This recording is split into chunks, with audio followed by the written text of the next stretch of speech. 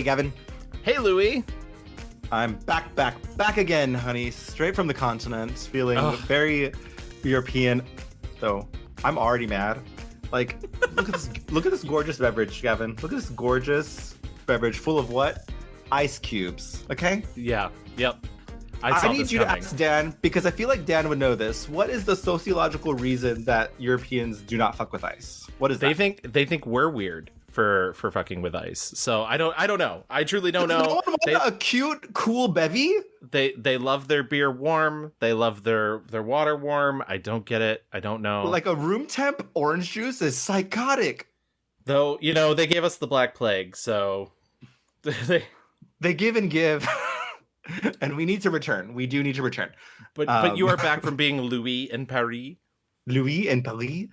Yes. Had a wonderful time. Back just in time. Girl, catch me watching Seberg on the Eurostar, okay? Like, okay? That's the commitment here at the hi everyone, welcome to the Mixed Reviews. We are a film podcast where we take a film subject such as an actor, director, or mini genre. We take a whole month. We watch as much as we can. We read as much as we can. We spend a lot of time on YouTube. We take all that information, we condense it down into hopefully 2 hours, and we give it all back to you. Then we tell you what we like and what we don't like. I spend a lot of time on YouTube, but like has nothing to do with the show, actually. Yeah, truly. Also that. Just the rabbit hole. But yes, welcome. We also, the reviews are mixed, number one. I feel like they're going to be very mixed today. But I'm excited that it's not just me and Gavin here mixing up today. We have a very special guest, the lovely, the gorgeous, the Doug Fink. Oh, hi.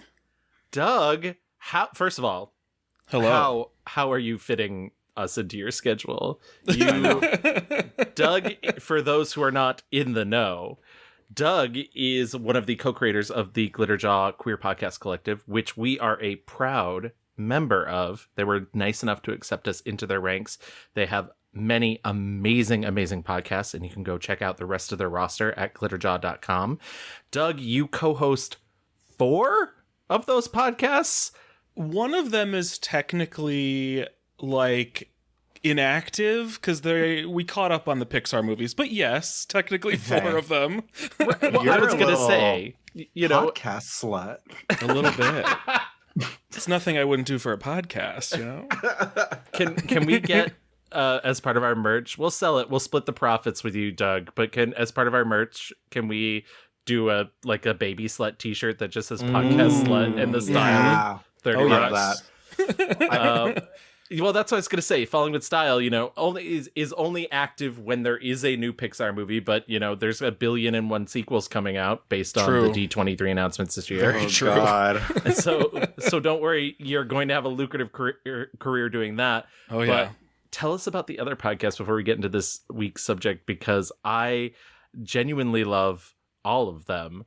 But a special place in my heart for Skryonk. But please tell us about the other podcasts that you host. Yeah, so the very first one was and still is Walloping Web Snappers, which is a weekly Spider-Man cartoon podcast that I do with Derek. We deep dive into every Spider-Man cartoon ever made, and they never really stop making them. There's always a Spider-Man cartoon, so we've committed to forever, I think. Mm-hmm. So that one has been going for like almost 6 years at this point. I also we've been on one episode of that show. Yes, you've been on that. It was a very gay episode. Oh yes it was.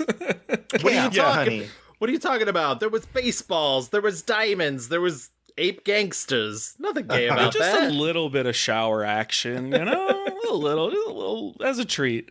I also do novel gaming with my co-host Katie, where we primarily focus on books and video games. We just talk about media that we've been enjoying lately. You mentioned Falling with Style, which is Pixar movies. We will do Win or Lose, so at some point we'll do TV on that, but that's sort of the one exception.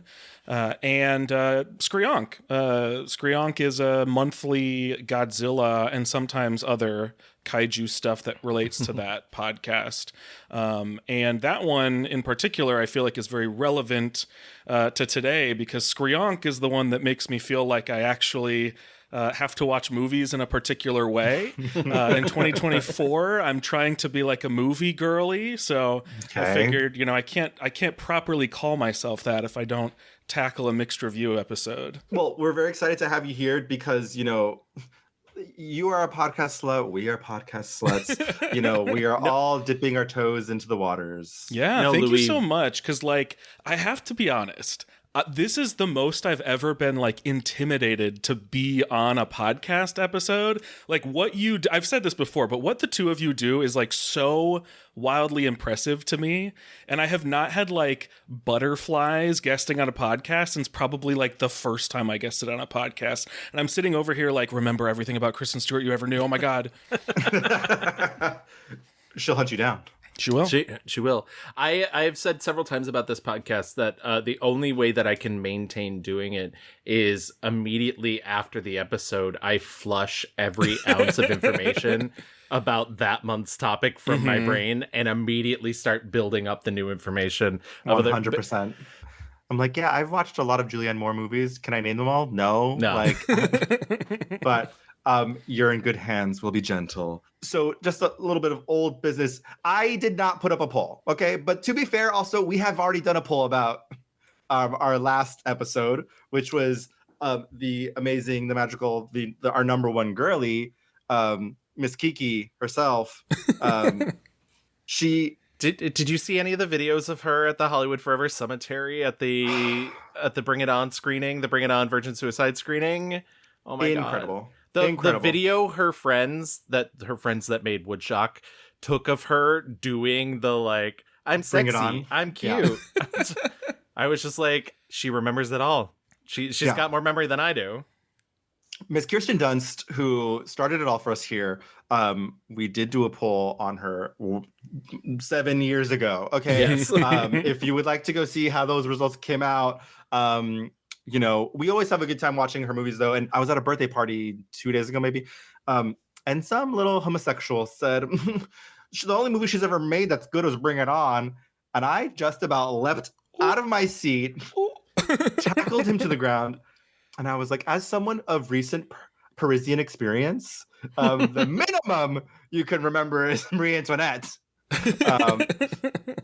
But she is an icon, and she has so much career ahead of her. And that little gay boy is dead now. So yeah, he is dead now. Yeah, he is dead now. Never in a canyon. A wave of melancholia came over me in that moment. But we are going from a Kirsten to this episode, a Kristen. We gave it away out of the bag last episode when we talked, because Gavin, you mentioned pretty astutely, these last 3 episodes, this one included, we're talking about women who have started as child actors and have continued. Our first one was Jodie Foster, and then Kirsten Dunst, and now Kristen Stewart. Also a lot of kind of sapphic vibes across the board with these 3 women. Yeah, it's this odd sort of little triptych because they each also come from different generations. You have Jodie Foster, who really grew in prominence in the 70s, and Kirsten Dunst, who in the 90s to the 2000s, and Kristen Stewart sort of taking that from the 2000s, 2010s. And I think it's just really interesting to see how each of them dealt with that early fame. And also, I think they all sort of had an early brush with something that made them famous enough that allowed them to make a lot of their own career choices, which is not always an option for younger stars, and especially young women. And so it's this, I think this is this weird, fascinating series that we've sort of curated without even trying, and doing these 3 episodes. Right. And that brings me to Doug. Yeah. Really, you were the reason why you brought Kristen to us. You suggested her. Why was this someone that you wanted to cover?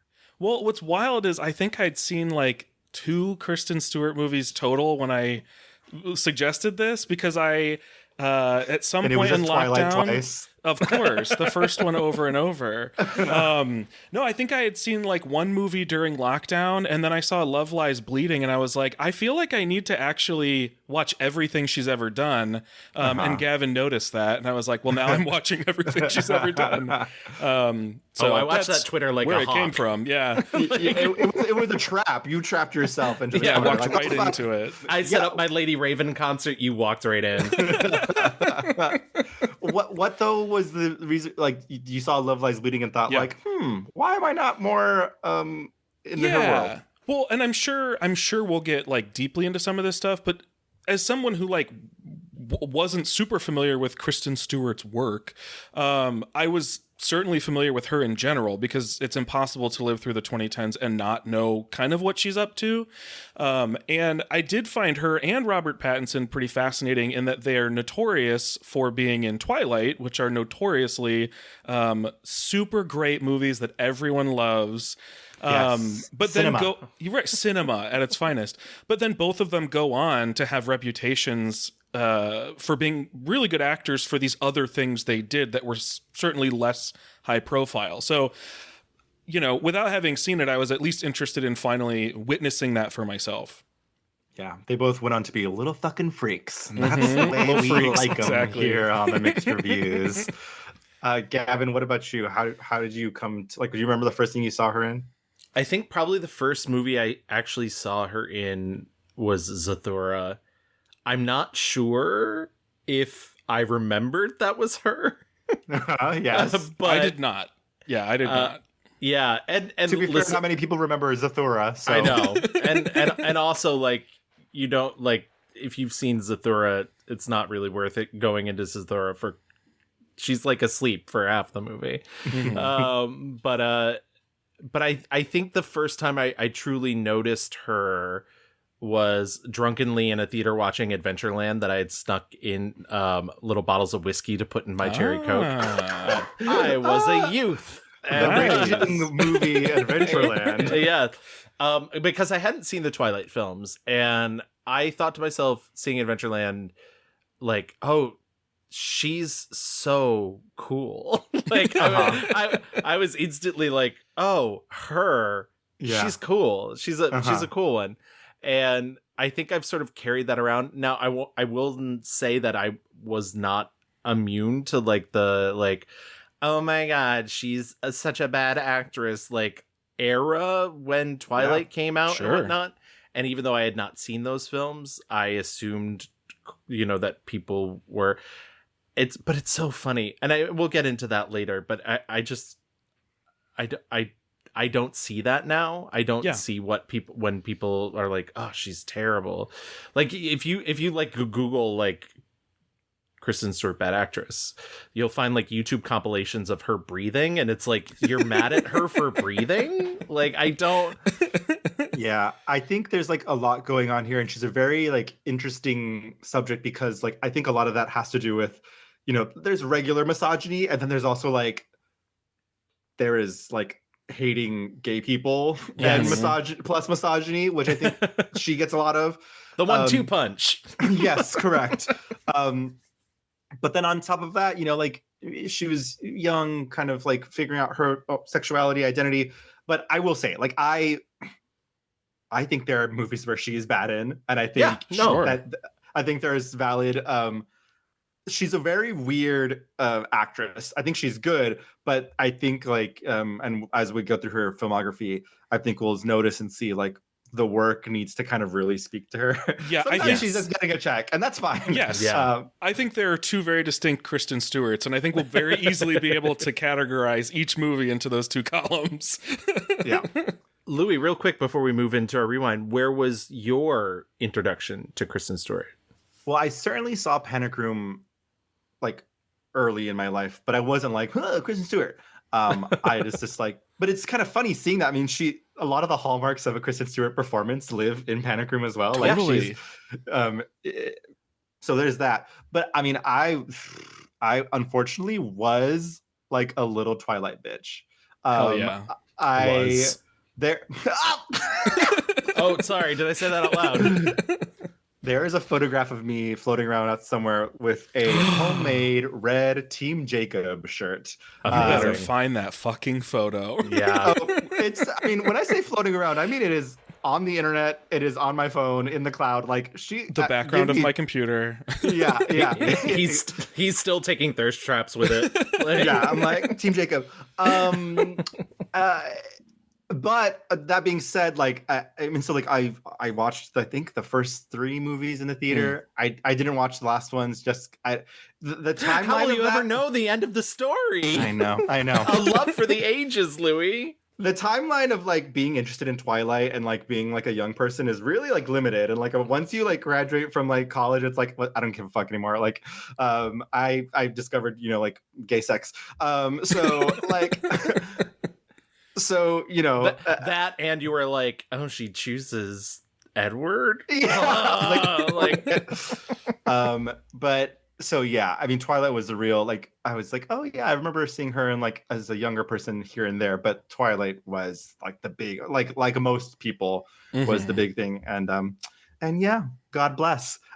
With that being said, Gavin, why don't we get into our rewind?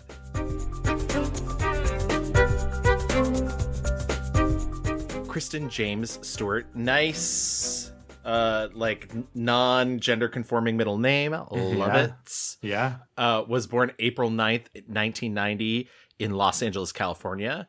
Her father, John Stewart, not comedian, not to be confused with the comedian, or Green Lantern. Neither.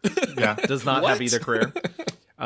Is a stage manager and television producer, while her Australian-born mother, Jules Mann Stewart, amazing, is a script supervisor and filmmaker. I'm Jules Mann Stewart. Like, That's a great name. Yeah. Also sounds very gender neutral. Yeah. So that's. Her mother was adopted by a Jewish couple in California. A DNA test showed that one of Kristen's biological maternal grandparents was an Ashkenazi Jewish person. Stewart has an older brother, Cameron B. Stewart, and 2 adopted brothers, Dana and Taylor. Kristen Stewart grew up in the San Fernando Valley. She attended local schools until about the 7th grade. And when she became more involved in acting. I do want to talk about her like introduction into acting. Essentially, as she has said in interviews, she was doing a school play. It being the San Fernando Valley in California, there's an agent in the audience. I was forced to be in a play because everyone had to participate in like the 4th grade, and there was an agent in the audience, and he just asked if we wanted representations. Casual. Yeah, the rest is history. Also, as previously mentioned, her mother being a script supervisor and filmmaker, she would go to sets with her mother. I initially, as a little kid, kind of going to set and hanging out with the crew, and I would see other children on set and think like, well, what are they doing? I want to hang out with you guys all the time. Why do I have to go back to school? Why do I have to leave? I wanted to be around that energy before I even knew why that energy was appealing to me. It's like not opposite Nepo Baby, but like, I don't like a community baby. Yeah, like you're like I was gonna say seeing around you. Like it is a bizarre privilege to be able to like be watching acting happening around you, like in a professional setting, and being like, I can do that. And then also like being in a space where like that can happen. Yeah. I also love that that's what her response was like watching children do it and be like, I should be up there. I could do that. No big Exactly, deal. yeah. Whatever. There is, and I will not sugarcoat it. I think it comes out in interviews. There is a level of confidence that I think is like buried under the like Kristen Stewartness of herself, where she's like very, she thinks about the things that she says a lot, and she's like very like studied and mannered and really like internal when you watch her in interviews. But there's also like, if you get her talking, there's very a clear like, man, she's fucking confident. And I think it's been that way her entire life. I think that's like the mystery sauce that she has, because it's like, I mean, from the beginning, I'm like, she does do a lot of the like, I mean, and I'm jumping ahead, but like the Twilight, like hair holding, like kind of like, oh my God. Yeah. Very that. The biting Doug, very of the that. finger. Yeah. And so like, there is a lot of this like kind of like sexy baby thing that she sometimes does. But then also when she fucking turns on the, God help me, Katy Perry, sexy confident, it's just like, she can like radiate like laser beam, just like confident mystery woman so well. And Yeah. I think that is the key of why, people keep casting her. It's just like she is able to kind of convey so much, but it's like she sometimes will trip on the line of like, oh, well, this is like a dumb movie and I've got to like tell the people how I'm feeling. And so she'll like start pulling her hair out, whatever. So the first movie she does, this is that one that she was hanging out on set for, is this Disney Channel movie called The 13th Year. She doesn't even have a line. She's like waiting in line for a water fountain. And she said, she does this and it's like great fun. And then she gets to school the next day and it's all very like, what? No, like when the movie comes out essentially and kids are like, so what are you, an actor now? She's like, what? No, like what? Don't make me sing. Quick sidebar, Gavin. Now that you've watched The 13th Year, we can segue this into our Disney Channel original movie episode that I know everyone has been very patiently waiting for, especially dear friend of the pod, Samantha Stallard. Leave meeting. Have you seen this movie? No, I have no idea what this is. Yeah, I don't either. And I didn't grow up with the Disney Channel, so I am woefully unaware of like all Disney Channel original movies. Is this one that like you could mention the name of and people would remember fondly? Or okay. Yeah, really? It's a kid who like when he turns 13, like, and he's like on a swim team or some shit, and he's like a mermaid or something. It's the very this rare is the boy... mermaid one. Yeah, see, I've heard about this one. and that's the response that people get. Oh, it's the mermaid one. But it's the rare boy mermaid movie. It's the rare boy mermaid movie. Yeah, there needs to be more. What are we gonna do for Halloween if there's only one boy mermaid movie? I know. Her next film was The Flintstones Viva Rock Vegas, where she played a ring toss girl. Let me tell you, I did not rewatch this, but when I first saw that she was in Flintstones Viva Rock Vegas, I was excited that I was going to get to rewatch it. And then I saw that she just played ring toss girl and was like, I guess I won't. But I wanted to. I thought about it. She also appears in the independent film The Safety of Objects. She plays the tomboy daughter of troubled single mother Patricia Clarkson. She plays a lot of like alt tomboy misunderstood girls. Yeah, like no one gets her. She's too weird. Well, that's a perfect segue into her first truly big movie, in which she plays the tomboy diabetic daughter of divorced mother Jodie Foster in the thriller Panic Room, a thriller in which her and Jodie Foster spend most of it trapped in a panic room together. Yeah. We recently talked about this David Fincher classic. I'm putting in quotes. And it's my least favorite Fincher, so I'm allowed to give it some knocks.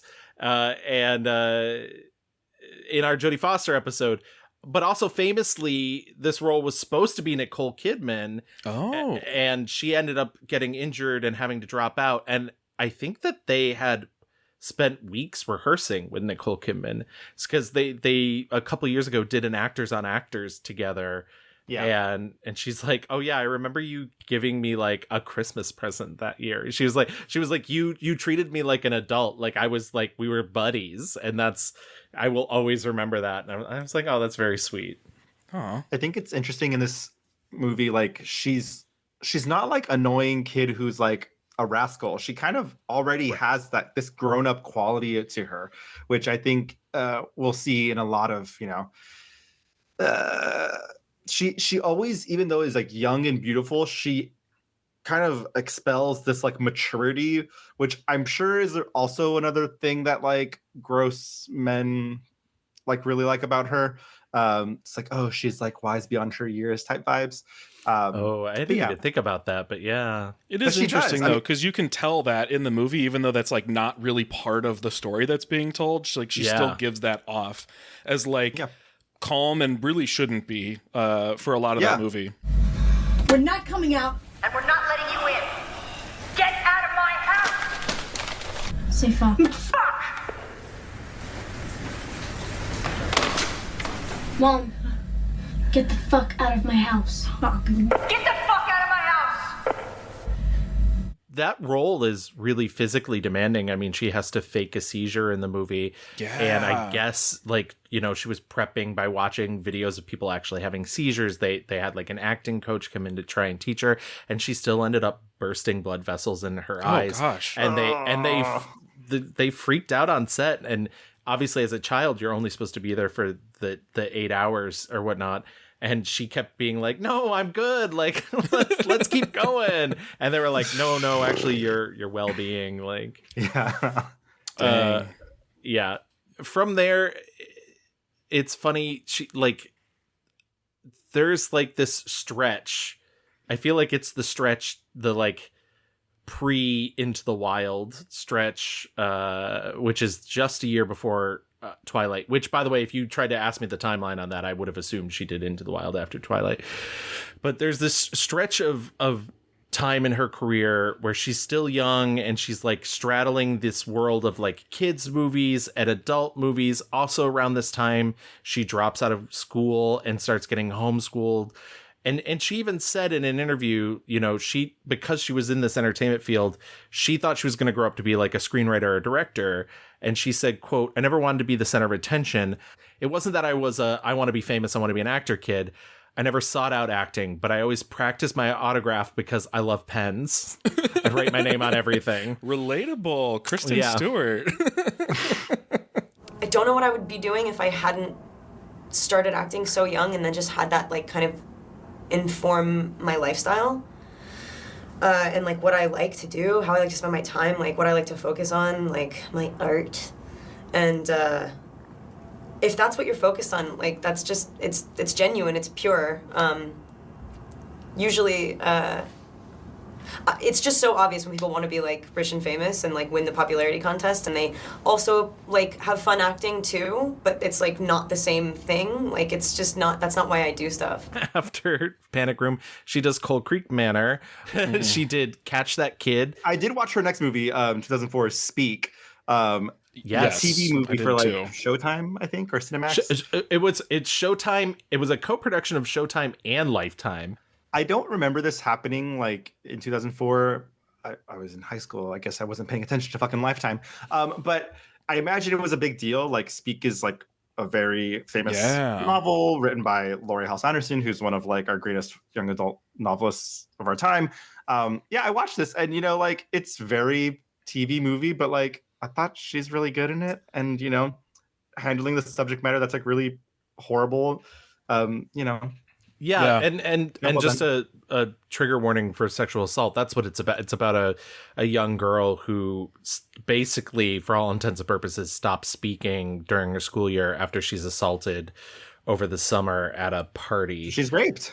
Mm-hmm. Yeah, and I also really liked it. Once again, you're right. It's very TV movie. It like looks TV movie. The cast is not TV movie. Right. I was Which going to is say, not TV movie. it is TV movie and it feels like it at points, but yeah, the cast definitely isn't. And like for what I think the purpose of this movie would be, like who's meant to be watching it and the conversations that are supposed to be happening, I was really surprised that it wasn't a lot worse. Yeah, 100%. I was like, oh, the power and healing, like powers of art, like incredible. Like, you know, listening to your daughter, and like it's never like super preachy. But again, I think this is like a beginning of like a thread here. Like the source material is very good. Like this is rich text with a lot behind it, and because she's able to do so much without speaking a lot, like this kind of role is perfect for her. That's so true. Much of what she's doing is not speaking. So yeah, this is perfect. In 2006, she does a kind of a minor role in the movie Fierce People. She plays a love interest. It was directed by Griffin Dunn. It is the darkest of dark comedies. I was not a fan. And she also does a supernatural thriller, The Messengers, which I think, Louis, we may have watched for when we did the screen drafts. Yeah, the F Cinema Score screen drafts episode. This era is not like...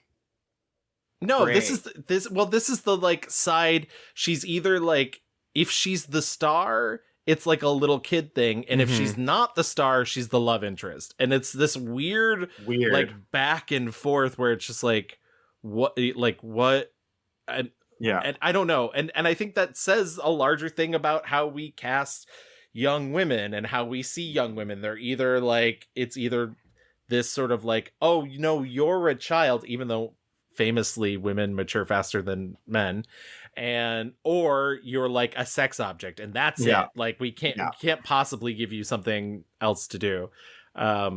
And so, yeah, I think she's kind of like searching around because like the next thing she does is 2007's In the Land of Women. She plays Lucy Hardwick. We talked about this in our Meg Ryan episode. I do like that she's intersecting with a lot of her previous subjects. It also made it easy for me to not have to rewatch some of these things. This is what's tough about like this 3-year stretch is like when I was trying to figure out like, okay, what do I need to watch? Where is she like most? This 3-year stretch ended up so low on my priority list because a lot of it was, you know, she was the side character, or she was someone's crush, or she was in it for like a second, you know? And that's also very true of the next movie, Into the Wild, which is, you know, directed by Sean Penn. This is a movie that did very well. She's a very small part in it. She plays a musician that Emile Hirsch, intersects with. And, you know, it's funny. She has very nice things to say about Sean Penn, but the things that she's saying are not things that I would be like, oh, that, like... She loved, like, he I guess he was very improvisational on the set. He didn't want to do any rehearsal, you know, very run and gun. He had one of the cameras himself and everything. But like her singing, she had never sang in a public arena before. She does play guitar. She'd been playing guitar since she was like 10, but she had never, and literally 5 minutes before they went to shoot the scene, he's like, yeah, we're not going to do the recorded track. You're actually just you're going to sing, and I'm sure they'll love you. And I'm like, that's a shitty move. That is like not. Yeah. But she's complimentary. Yeah, I feel like Kristen Stewart's the kind of person who could sound complimentary, and then you think about it and you're like, she didn't say anything. Yeah. Right. Oh my God, Sean Penn, he has like such good shoes. Yeah.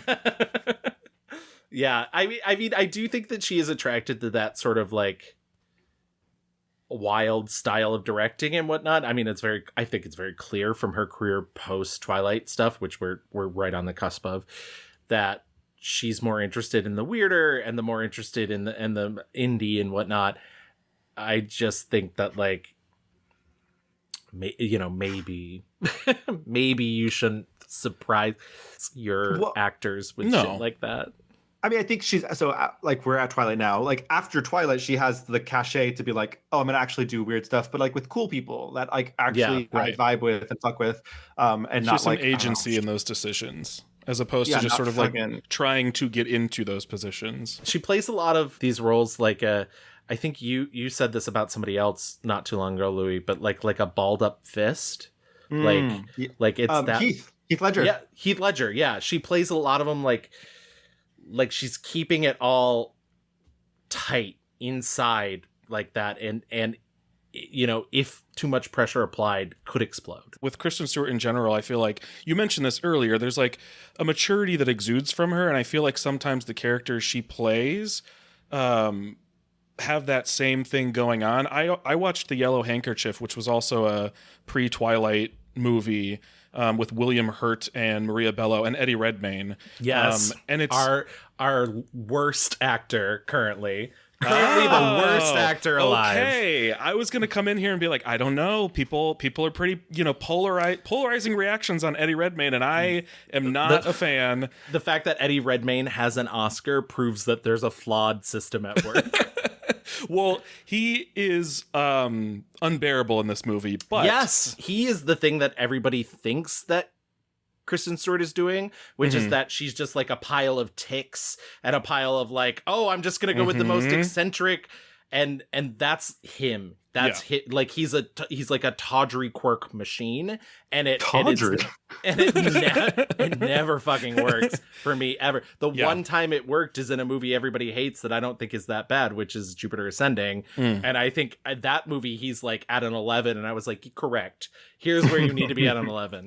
Everything else he's ever been in, I'm just like, what are you doing? Yeah, it's a lot in this one because this one is sort of a subtle movie, and I wanted to make sure I brought this one up because there are a few like pairs of movies in her career that have like very stark similarities, and this is one where William Hurt is like this prisoner who just gets out of prison and then intersects with these two kids played by Eddie Redmayne and Kristen Stewart, and they sort of end up stuck together and really close to one another, not in any sort of weird ways, but like weird if only because they don't know each other.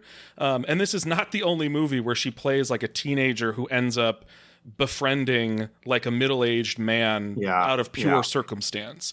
And the movies don't get particularly weird, and I feel like in both movies I'm thinking of, they go through great pains to make sure you know that nothing weird is going on. Yeah. But it's wild it happened at least twice, you know? If I had a nickel. Exactly. I think also that there are movies where it does get fucking weird, and For like sure. I think Adventureland is a good example of that. I'm like, Yeah. and there's a lot of story there, and we'll get to it, but like you're right. I think this is just like a bigger storyline of like Hollywood sometimes, a lot of times in this era, was using her as like this avatar of like broken young girl who like for whatever reason finds comfort in an older man, and sometimes Yes. it's sexual, sometimes it's not. Right. Whatever. Sometimes it's like, this is my dad, and sometimes Right. it's like, this is daddy. And it's like a fine Yeah. line, but it happens a lot with her. Anyways, we're getting to the piece de resistance of the early part of Kristen Stewart's career, which is Twilight. She's unfortunately recommended for this role by Emile Hirsch, again, because Emile Hirsch had just done Lords of Dogtown with Catherine Hardwicke. She gets cast over a lot of women going for this role. And the funny thing is she turns it down at first. She's like, I'm not interested in doing this. Then changes her mind, comes back. Catherine Hardwicke really wants her to do this movie. Robert Pattinson only auditions because he hears she's in it. And, Interesting. And is like, oh, I really liked her in Into the Wild, of all things. Okay. And what can we say about Twilight? I just rewatched it today for the first time in a billion years. Unfortunately, I'm so sorry. I could not make time for any of the sequels. I'm so sorry, everyone. I watched all of it. I've never seen any of these. I've read the first book and whatever the Edward version of the first book is. Midnight Sun? Yes. And I only know that because I read all the behind the scenes stuff today, and I guess they had like early access to it, and I was like, well, so did everybody else eventually. Yeah. We read it on Novel Gaming, so that's why I've read Midnight Sun.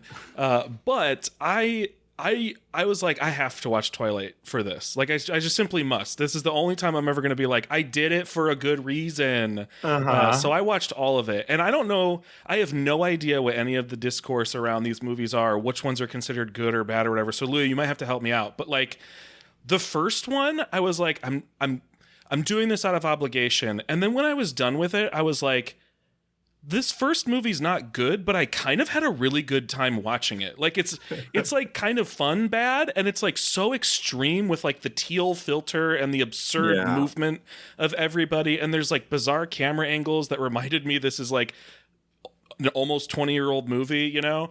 And I was so disappointed that the sequels are nothing like that first movie. The first movie, okay, and Gavin, it feels like they gave Catherine Hardwicke $50 and said, and she spent 20 of those dollars on that blue filter. And she spent an extra 5 of it dyeing Peter Ficcinelli's hair. Yeah, it's so bizarre. I was trying to think like Twilight, the book series was already a huge phenomenon. Right? How did Summit Entertainment not give her a budget? Like I was thinking like, when the first Harry Potter movie came out, like they gave them money to make this movie. Here's the big difference there. Harry Potter was owned by Warner Brothers, which is basically like, here's a dump truck full of money. Summit Entertainment wasn't even really a movie studio until they made Twilight. Like they were not a proprietary movie production. They were like a small time. Right. And you can tell. I mean, the difference. So I think there's two differences.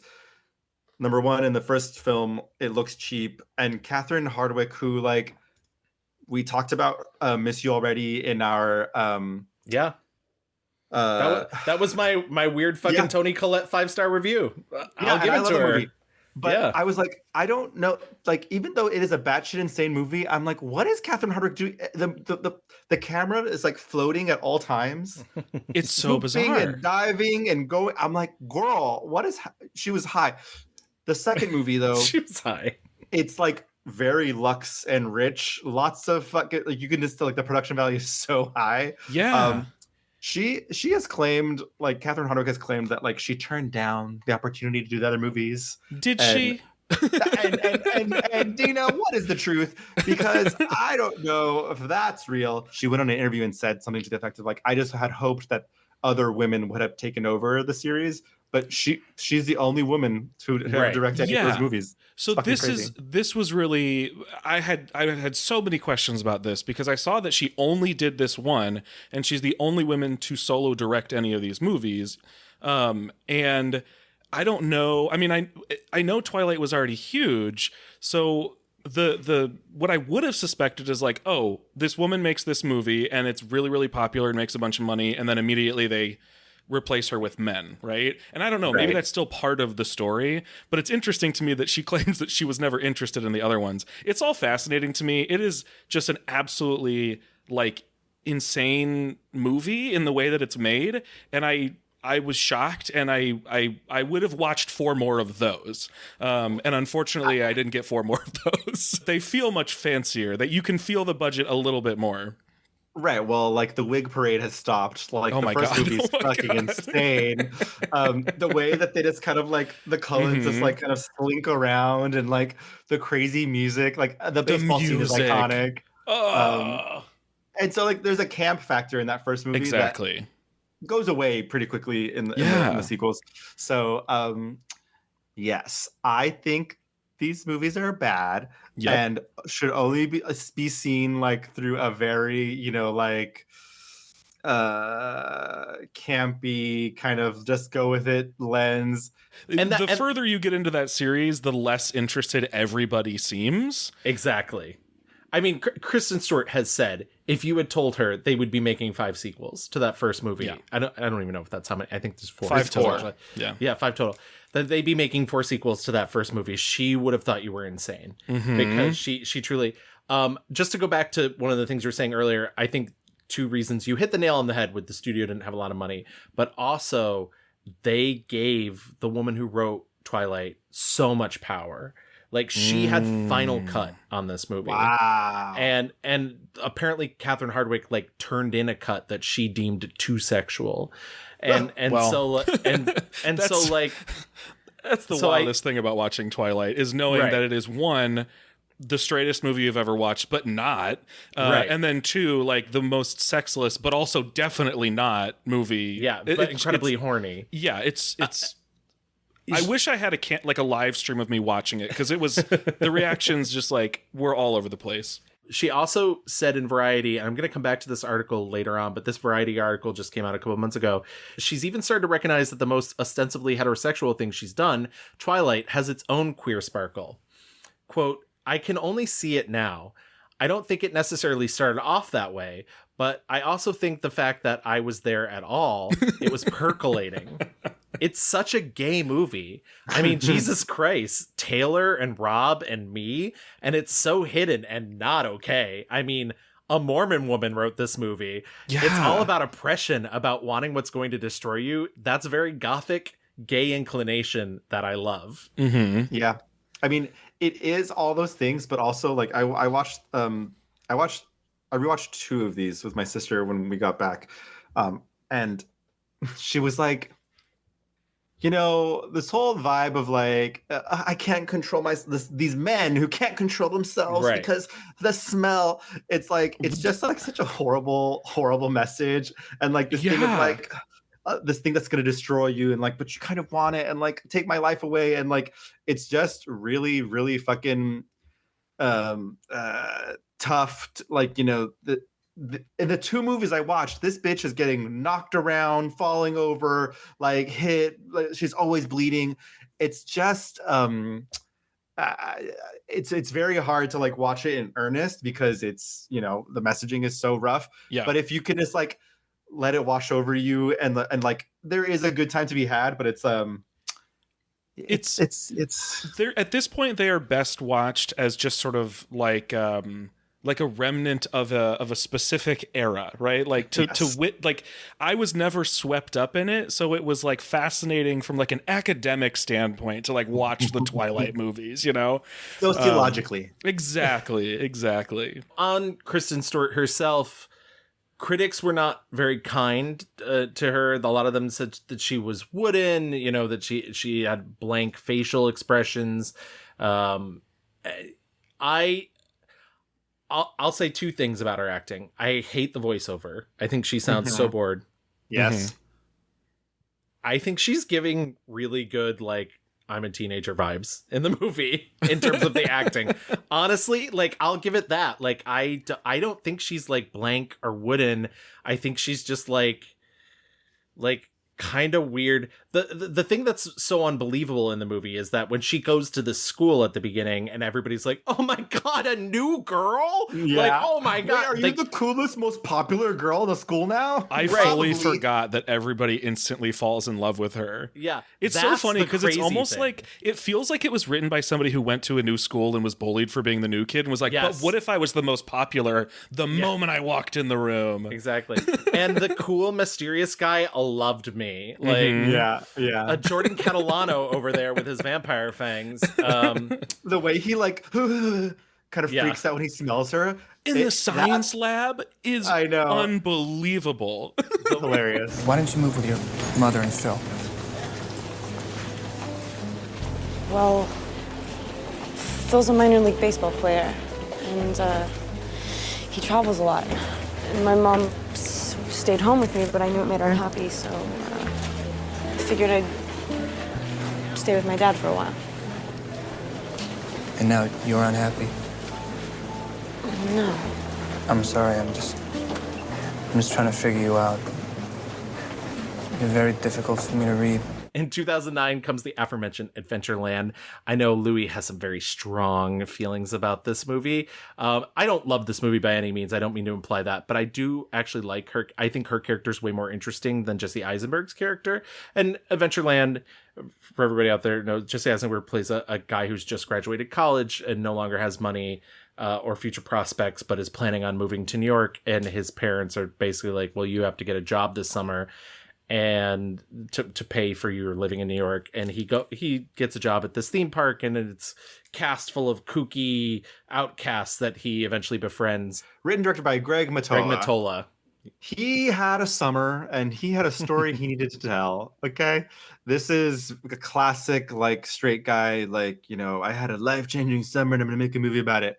I like Jesse Eisenberg. I like all the freaks and geeks around him, but it's just a little bit too much of like, what is life though? And like, should I be a writer? And like, he follows her to the city. I think her character is a little bit underbaked, and I don't like the vibe of like, we're seeing this woman have a really fucking rough, traumatic time, but we are only seeing it through the eyes of Jesse Eisenberg. She's fucking Ryan Reynolds, who is cheating on his wife and like being shitty to her while he is giving advice to Jesse Eisenberg on how to be with her. Right. And it's just a little bit too... But don't you understand Ryan Reynolds isn't as cool as he thinks he is either, because he can't name Lou Reed's Satellite of Love. So this was one of the like earliest movies I watched when I sat down to like start watching all these Kristen Stewart movies. And it was the first of many that not too many, but at least a handful where I was just writing the same note over and over, which is like, Kristen Stewart is here for the guy to try to fuck. Like it's truly like what she's there for. And you're right, Louis, like you get almost nothing from her perspective at all. And there's really no reason for that to be the case. Like there's no reason both of them can't be protagonists in this story other than they just didn't feel like giving us her perspective. It'd be a much more interesting movie, I think, if the movie was about her. I also supposedly saw the unrated cut. I have no idea what's unrated about it. It resembled the movie I remember seeing in theaters. So everyone was topless. Weird thing. Everyone was topless. Jesse Eisenberg, great set of tits. As people are always saying. Their first pairing, we will see them again together. Yeah, I made sure. I noticed that, and I was like, well, now I feel like I have to watch every movie the two of them do together. They're like good friends, and they do have good chemistry together. They have shockingly good chemistry together. She presented him with an award, or vice versa, like pretty like within the past few years or something. Yeah, they're like buds. Awesome. Regardless, Adventureland, fine, whatever, fine. Yep. But what she's doing, because she's under contract to make Twilight films, is she's basically like doing a Twilight movie, doing an indie, doing a Twilight movie, doing an indie. After this, we got the aforementioned The Yellow Handkerchief, which ends up coming out in 2010, I think.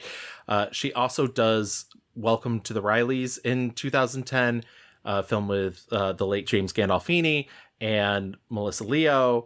in which James Gandolfini and Melissa Leo play a couple in a loveless marriage after their daughter died in a car accident. James Gandolfini has been cheating on his wife because she has become an agoraphobic, can't leave the house, and he takes after the woman that he's cheating on his wife with passes away suddenly.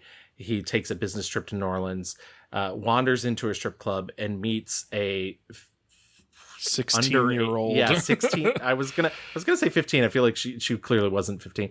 A 16-year-old exotic dancer played by Kristen Stewart, who's been lying about her age, and essentially moves into her apartment and starts acting as her father.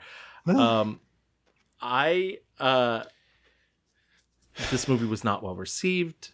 The performances were written as good, but the rest of the film, I really liked this movie. No, I'm with you, actually. It's a weird movie, and some of the relationships in it are weird, but I think the movie knows that, and the movie is exploring that explicitly, right? So, like, I don't think you're supposed to think that James Gandolfini moving into who he knows is a 16-year-old prostitute's apartment is like a normal thing. You're not supposed to think it's normal, you know? And I think this is my character flaw. I'm just like a sucker for a movie that's about like a dad grieving, like a straight face, like walls up dad grieving either wife or family member or sibling or child. Ghostlight happened this year and I was like weeping in the theater. Like these types of movies, for whatever reason, I'm just like, oh, you got me. Like, you know?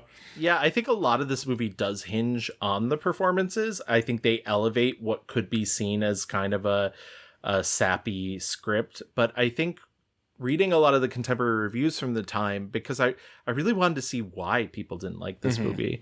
And a lot of them seem to imply that like it doesn't bring anything new to the table about grief.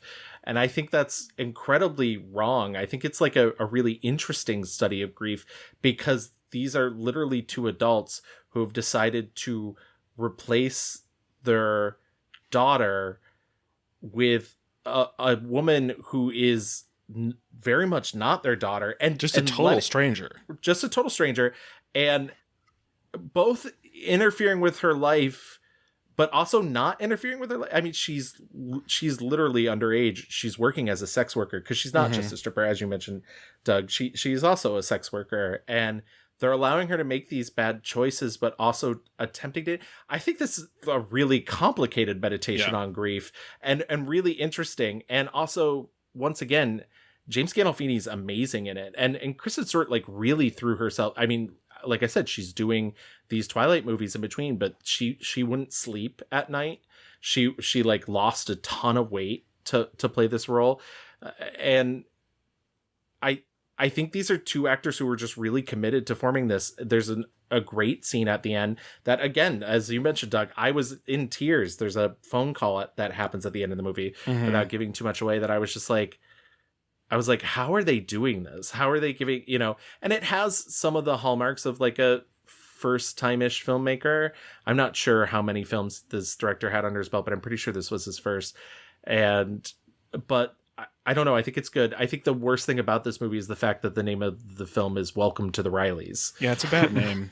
They literally have name. Like they do the opening title that says Welcome to the Rileys, and then within 3 minutes they show like a sign on their house that says Welcome to the Rileys. Yeah. And then it has really nothing to do with the title at all. Yeah. It's one of those movies that like I really liked. I appreciate the performances. But I also would be not at all surprised if somebody watched it and was like, that's not at all my thing, and I did not enjoy it. So I don't know. It's an interesting one. He kept trying to stick it in my fucking ass, and I was like, yo, pencil dick, back the fuck up, and he wouldn't. I went to piss, and I came back out, and my wallet's sitting on the bed, and all my shit is everywhere, and his car's gone, and all I've got is fucking shoes, and like, I'm out $900. $900? Mm-hmm. Why in the hell would you carry that much money around with you? Where else am I gonna keep it? I don't know. In the bank? But what? I don't have a fucking bank account. She's great in it, though. Yeah, absolutely. And once again, R.I.P. James Gandolfini. Yeah. I truly think I think he is already considered one of our great actors of the 20th century and the 21st century.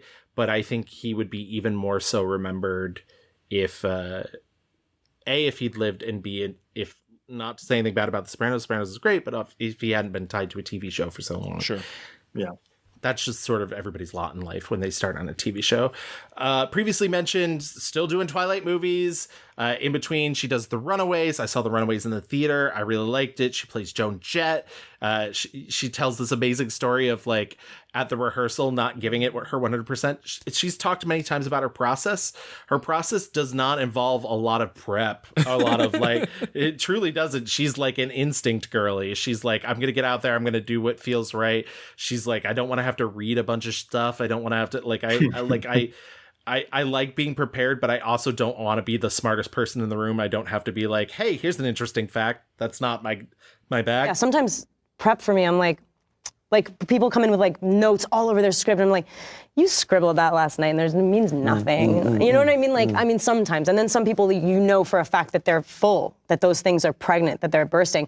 But I've seen like people scribbled scripts and been like, it's okay to just be an actor. It's completely okay. You know what I mean? When is that interview from? Is that like a thing she said recently? Oh, that's fascinating. Because I would have said that I feel like that might change. I mean, we're talking about only 20 years of somebody's career versus like the Jodie Foster almost 60, you know? So like Kristen Stewart has probably a few more decades in the journey. And I would have thought that what she's talking about, that you can clearly see in a lot of her movies where she's just like showing up and vibing on set.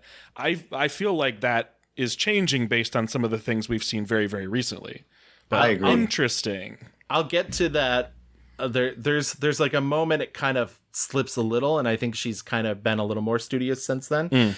Is this the first biopic she does? Because it becomes like kind of a staple, and I think is becoming like sort of an expected route for her.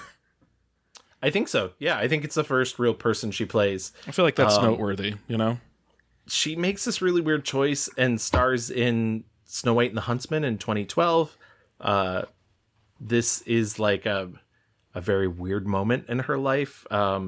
I think more people remember this film for the stuff that happens behind the scenes than the stuff that happened on the screen. And we've also ended up talking about this movie at least twice before, because we've done a Charlize Theron episode, we've done a Chris Hemsworth episode. But essentially around this time, she's been with Robert Pattinson since the Twilight movies, and she cheats on him with director Rupert Sanders, who also has a wife and is several years her senior. The tabloids go crazy because we cannot, as a society, let a young girl do anything who's famous without writing a news article about it. She's referred to this as like a really self-destructive period in her life, and you know, but it's just really fun. Like, I mean, even fucking Trump was like tweeting about it when it happened. Yeah, I mean, this was like I would say the pinnacle of the tabloid paparazzi like scrutiny on her. You know, she had one more Twilight movie to come out, so like those were like huge movies. She, for all intents and purposes, was like this megastar who was making like, you know, weird indies on the side, and then had stepped into this like other big kind of IP thing with like big hot actors like Charlize and fucking Australian, what's his name? Chris Hemsworth. Chris Hemsworth. Sorry. Once again, one of our most popular episodes. Fucking kill me. But and then like, you know, she's like this sex object, and she's, you know, getting older, and she's dating her hot co-star, and now she's like having an affair with like the director. It's just like kind of tabloid, like the simplest, easiest tabloid fodder. It does seem like both of them have pretty much moved entirely on from any of that stink. Yeah. Like the stink is off, I think. Oh yeah, 100%. And on top of that, like, she's apparently still really good friends with Rob Pattinson. She has said like they'll always be friends. You know, he's one of the most unique people she's ever met in her life, and so I think that's, you know, that's a really healthy, very adult thing. Well, like you said, they're both freaks. You know, yeah, they're both freaks that went through hell, like teenage weird hell, to like be able to do what they do now. So I don't even remember where I found the interview, but she was like, I could not believe it when they announced him as Batman. She was like, what are you doing? That's so funny. But yeah, I don't have much to say about Snow White and the Huntsman. All I have to say is that I kept like planning to watch it and then bumping it for this movie and then bumping it for this movie and then bumping it for this movie. So I don't know. Whatever. Finally free from the Twilight shackles. She's allowed to sort of do whatever she wants. And one of the first things she decides to do is Camp X-Ray, which is a small independent film that comes out in 2014. It premieres at the 2014 Sundance Film Festival. Her performance gets a lot of good nods. The movie itself gets kind of a tepid response, but her specific performance gets a really good reaction. I saw this movie and made me so angry about our country still, even as it is. I really like her performance in this movie. I don't think it's the most amazing narrative necessarily, but this could be a stage play and 100%. Yeah. And just a two-hander, and both lead actors are so fucking good in the movie. Yeah, both of them knock it out of the park. They're both so good. Yeah, so we're saying both of them. The second person, he's a quote unquote detainee at Guantanamo Bay, played by Payman Mahdi. And he's so fucking good. And I went into this movie like really like, I was like, I don't know if I need to see Kristen Stewart as like a Guantanamo fucking like cop essentially. But it just is, it kind of is, it stunned me. And I think the reason why this movie works is because it doesn't let her off the hook. It doesn't let the US off the hook. It's not about like the one good person who like, you know, is going to change the lives of like, it's this, some of the writing is so fucking like stab you in the face. Like if you don't see this, then you see nothing. If you don't like, it's kind of just like stops you cold. I kept thinking about this versus The Mauritanian, the Jodie Foster movie, which is also a Guantanamo Bay movie. And I think that what works for me in Camp X-Ray and which didn't work in The Mauritanian is like, I think it's an unfortunate thing about our species that like bald emotional appeals are always going to be more successful than just straight up facts. And even though there are very emotional scenes in The Mauritanian, it felt like it was like those, and then like scenes in which characters just state facts. And it's like, yeah, those facts are awful. And like, we should have closed Guantanamo a long time ago. And there's a lot of people that should never have been put in there. But at the same time, like, it just feels like you're reading me a list. And this movie never felt like that because the emotional appeals are so strong and so pervasive. And also it's not like it's about how all of the system is corrupt. There's a part where she's like, if you behave, like we'll treat you better. Yeah. And and that conversation about like people who are oppressed to quote behave for better treatment is such a fucking like false argument. And he says, he's like, if I behave, if I do what you tell me to, that means I agree that you can tell me what to do. And that is not just about Guantanamo. That is about like a system around the world of people who have been oppressed. I mean, it's about so much. And I just thought like, man, there's a world where this movie is like, and then Kristen Stewart like changed his life and saved the day or whatever. And it's just not that. It's not even the movie of like, oh wow, like the guards are just as treated just as poorly as the inmates. Like it's not. It's not that either, which another like lesser version of this movie I'm sure has been made. It's just very like surgical, precise. And on top of that, they're just both so fucking good. Yeah. This is my first time out of the country. I mean, it's pretty lame, right? No, it's not. It's just, you're young. You're very young and you're beginning. Yeah. There are more people on this base than in my hometown. Small, huh? Yeah, tiny. Smaller every day. And is this the reason that you came here? Part of it, yeah. What is the other part? A lot of reasons.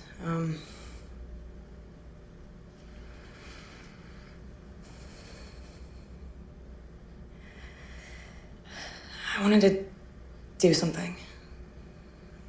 You know, I wanted to do something important.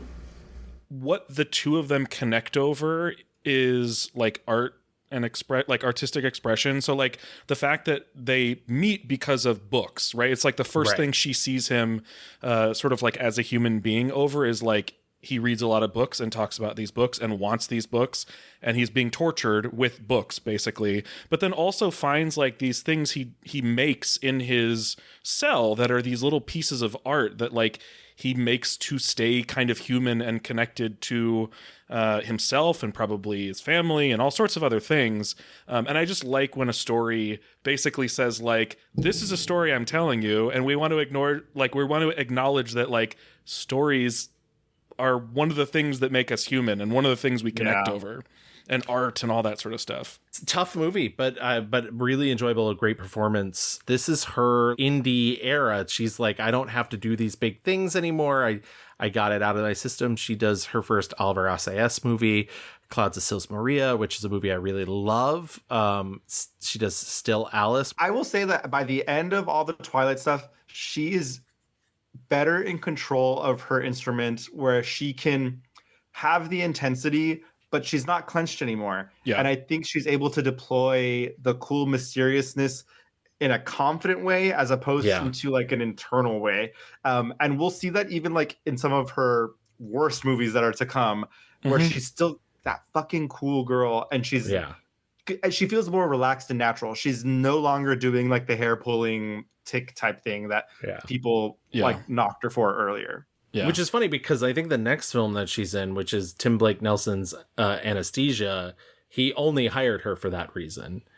and so it's like a weird sort of like drawback. I do think that happens a lot. One of those two categories, like, you know, I mentioned the two columns of Kristen Stewart. One of them is like, we want you to be Kristen Stewart. We cast you to be Kristen Stewart. And that's where I think she shows up and just kind of vibes as is, you know? Yeah. She also co-stars once again with Jesse Eisenberg in American Ultra in 2015. In the same year, she also does the Drake Doremus futuristic love story Equals with Nicholas Hoult. It's like, it was like someone had an idea. And then said, what if we made a movie? I will say Nicholas has never looked hotter. It's unreal. Yeah. I'll give you that. Unreal. The movie is very pretty. Yes.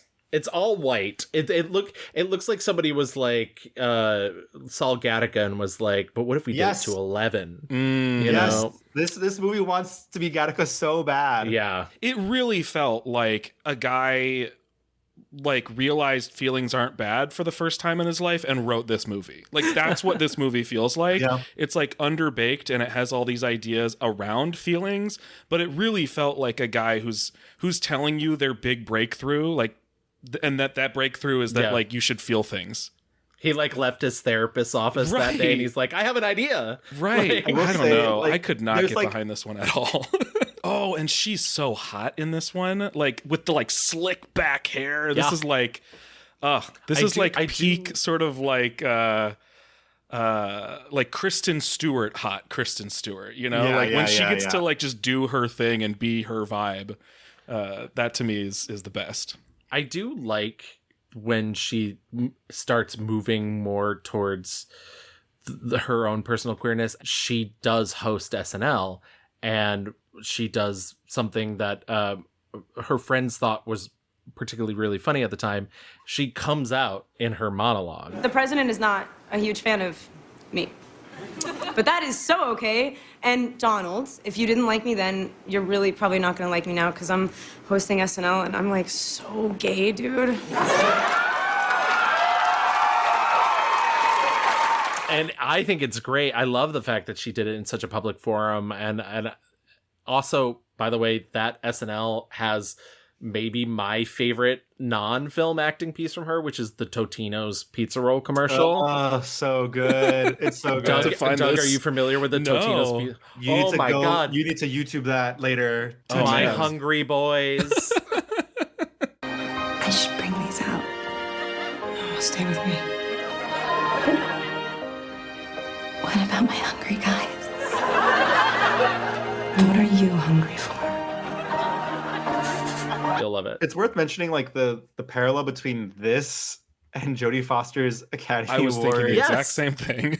moment, and just the complete different worlds that they live in, the tracks that they decided to go down. Like Jodie did what she had to do to get to her Naiad, where Kristen Stewart, was just like, I'm gonna fucking come out and say it, and she gets to fucking make all the queer movies she's been making since then, and before. I mean, like she was, she was playing queer characters before this moment, and I honestly feel like without Twilight, she would not have the freedom to do all this stuff. But I do think without Twilight, she probably also would have come out a lot earlier. I mean, I don't know her personal journey, but that's what it feels like, Yeah. In that same Variety article I brought up earlier, they actually asked Jodie Foster about Kristen Stewart's coming out on SNL. Even though this is like an article from this year, because it was just a wide-ranging thing because of Love Lives Bleeding coming out. And Jodie Foster said, quote, "It feels like a generational thing where I'm watching somebody make the leaps that I didn't think I could ever do." Sure. So, lovely. Well, and she's doing really it, what, like 30, 25 years earlier than Jodie Foster would have officially? And once again, Jodie Foster's very public coming out, never even mentioned Didn't come out being gay or queer or lesbian. Like, didn't come privacy. Thank you. But Kristen Stewart keeps busy.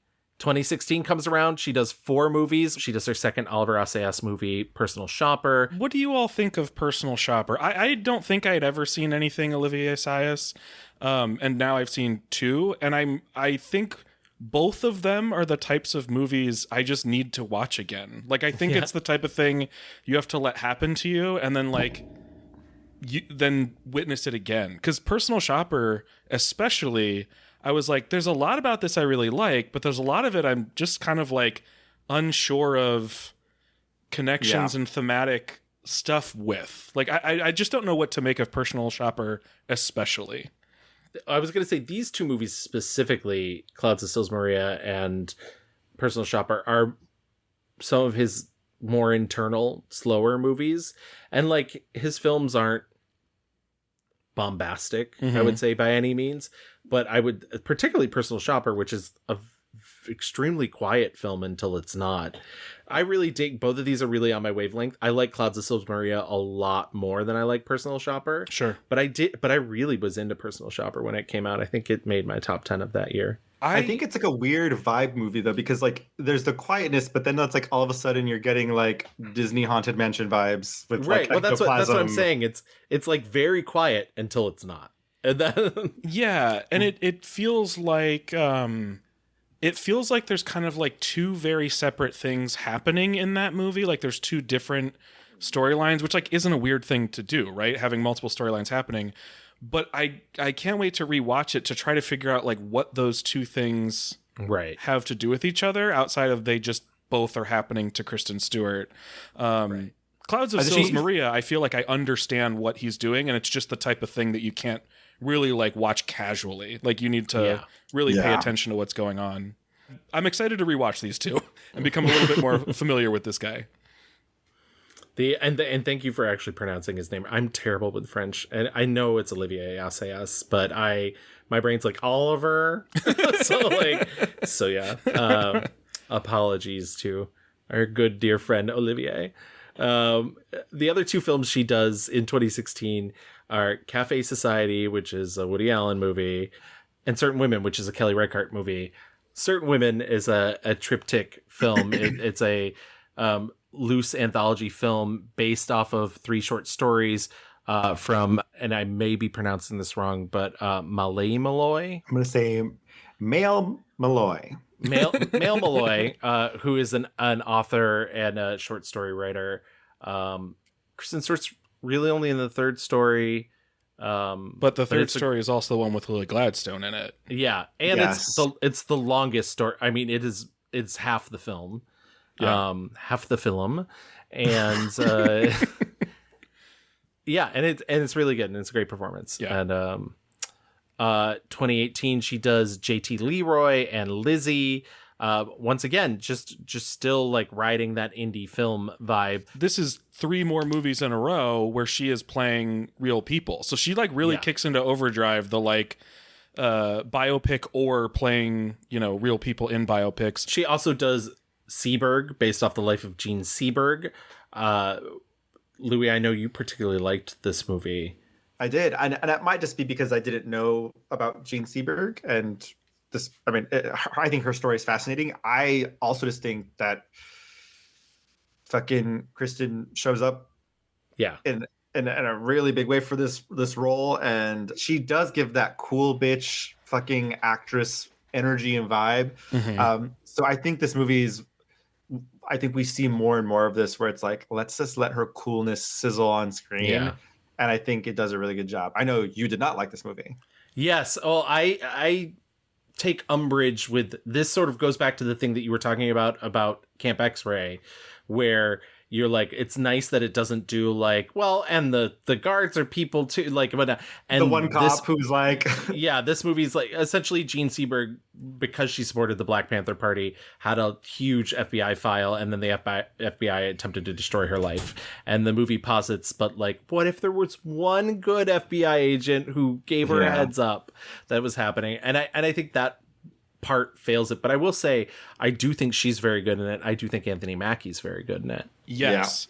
I love her in this. I think this is the first sort of version of Kristen Stewart really like embodying a person as opposed to like being herself or doing an accent or something. Like, she feels like a different person in this movie. I'm with you though, Gavin. This movie could not help like going back to the FBI agent. Like, her story's so interesting, and they kept going back to that guy, and then at a certain point you just don't even have Anthony Mackie anymore, and I was like, that's also way more interesting than the FBI guy, you know? Right, so exactly. But there is something that she sells in this movie that makes it fascinating, you know, like when she gets to the point where she learns what's going on and then can just no longer sort of operate around other people with any sort of trust. I mean, Kristen Stewart is like going all in on that, and you feel it. So she's great in this. I like her in this a lot, even if I didn't love this movie. That last scene by itself, I mean, it's Oh, I think in the hands of another actress, it would have been like a whole like, you know, crazy thing, and she's again just able to sizzle. This is sick. This makes me sick. Oh my gosh.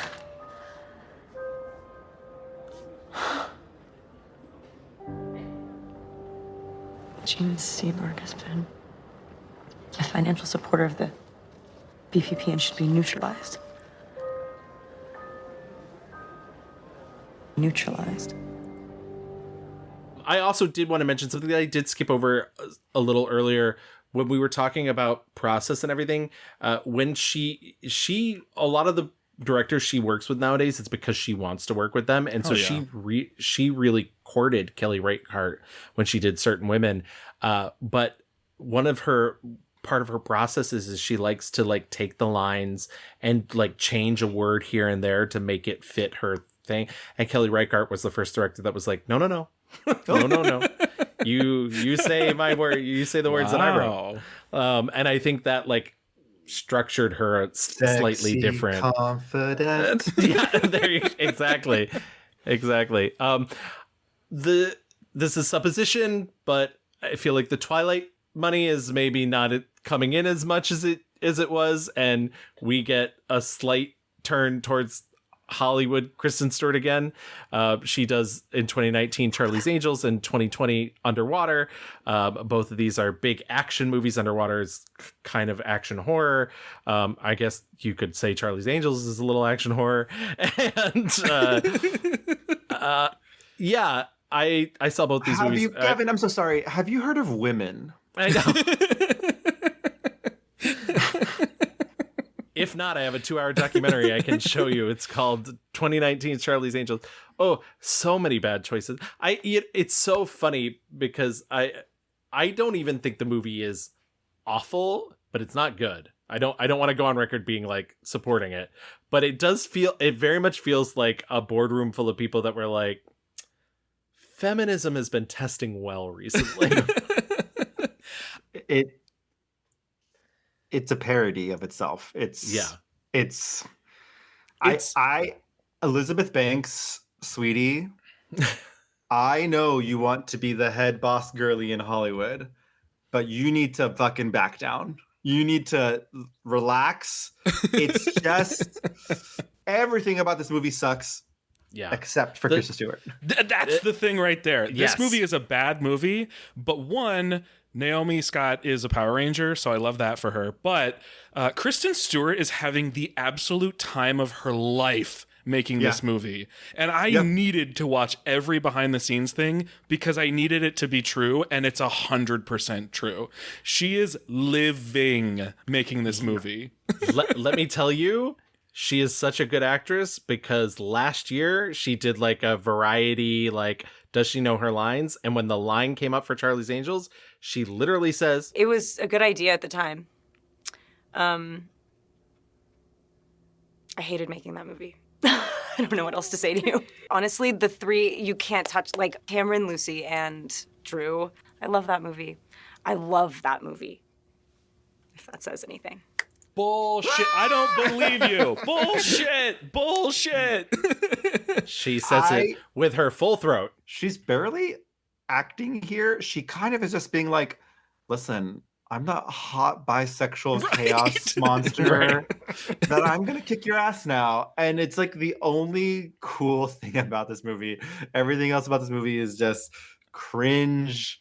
It's Hillary Clinton, you know, like It is. Yeah. It's girl power on a t-shirt. Yeah. We should go. If we're in the building when they do their next security sweep, we're all going to German prison. And then it's schnitzel all the time. Not such a bad deal, actually. Sabina, you get Callisto from the vault. Elena, you get the prototype from your lab. I'll keep security distracted. Okay. You ready? Yeah, high five, girl power. Happiest season in 2020, Delightful. LGBTQ Christmas movie is delightful. Delightful. It's okay. Gavin. Here's the thing about happiest season. We need to allow gay people to make shitty Christmas movies Bad also. movies? Yeah. You know what I mean? Like, and I saw so many people talking, like, picking this apart from, like, a real world sort of like social and representative sort of perspective. And I get that. That's important. But like, but that's not a Christmas movie. This is a Christmas movie. Like, first and foremost, this is like a corny Christmas movie, and it just happens to be about some lesbians. Let them make bad choices and all make up at the end. Like, Louis has had like up in arms about so many of these reviews. I was like, have fun. Louis has had to hear my opinion on Christmas movies in almost any movie that every episode we brought up. And once again, I will just say it once again, all Christmas movies, especially modern Christmas movies, are just bottom of the barrel, just scraping that barrel and just feed it, and people go, nom, nom, nom, oh, I want some more. But listen, give me that gross finally stuff. we got to the layer of the barrel where there's gay people, okay? And so support lesbian true dregs of society. Like, yes. I will say, amazing chemistry with Aubrey Plaza. Oh my God. And I love Mackenzie Davis. I would lay in front of a train for Mackenzie Davis. She is great though, but I think what you were about to say is Aubrey Plaza and Kristen Stewart's chemistry is like, oh yeah, just electric. Off the charts. Yes. Yeah, and like clearly she should have left her for Aubrey Plaza, but you can't do that because it's a Christmas movie and magic and angels and all those other things. Give me the bad happy ending, Gavin. Yes. Her most lauded performance comes in 2021. Spencer. She plays Princess Diana in a fictional version of what might have happened if Diana had decided that she was going to. It's like a fictional account of her serving divorce to Prince Charles. I think she's fine. She does a lot of chin acting in this movie. I don't I'm not like this on this movie as everyone else is. No, and I'm not either. That's what I was going to get to. Oh, really? Yeah. I think this movie, and like the way she crunches on those pearls. Oh my God! Ooh! I hated that, but also I like that I hated it. I think in our 2022 best of episode, Louis, we talked about this movie, and I believe we both determined that a lot of it's just a lot of spinning and empty rooms, and it feels very music video-y in a derogatory sort of way. And I think I think that's very fair. I think I said even and I love Pablo Larraín, and I really love Jackie. I love the movie he made with Natalie Portman about Jackie Kennedy, and I think for me, this feels like an SNL sketch if they were like from the guy that directed Jackie, a new movie about Princess Diana. It does nothing for me. I think the script is incredibly bad, and I think she's giving nothing to work with. But I will let you have your say. So I just love seeing her do something that's so not like her. Like I'm probably just sort of like mesmerized by seeing her do something that I've not seen her do in any other movie, which is like try to embody a person that everybody knows. And that is tough too. Like, right. Because the difference between playing somebody like Gene Seberg or, even playing somebody like Joan Jett, like there is a universal, I've never been obsessed with the royals, but there is like a universal love of Princess Diana. Mm-hmm. And I think that's a really damned if you do decision to play that role. It's tough. I mean, she does have her defenders, like among people who knew Princess Diana, and they defend her performance, but I'm sure she has just as many detractors. One of Major Gregory's men said he saw you wandering around in the grounds last night. I wanted to see my house. The police caught you, but didn't report it. But Gregory's men saw you as well, because they're better than the police. I wanted to go home. It's boarded up. Yes. But I wish it would be unboarded. But if I wish it out loud, it means it definitely You won't talk like happen. a baby who isn't being spoiled enough. I will say, like, it's a very chic movie, but I don't know if that equals like entertainment value for me. Sure. 2022, Crimes of the Future, David Cronenberg. I love this shit. Because just like fucking Robin Pattinson and Kristen Stewart, you're a little freak, Gavin. I'm a little freak. And she's gonna think it's so crazy when I'm cast as Batman. And that brings us to 2024. Love Lies Bleeding. Yes! British filmmaker Rose Glass's second film. I really dug it. It's like a little Coen Brothers. It's a little Cronenberg as well too. Like there's some body horror things going on. Magical realism. It contains. People are gonna think I'm crazy for this. I'm an editor by trade. This is what I do all day long, 5 days a week. It contains my favorite bit of editing in a film this year.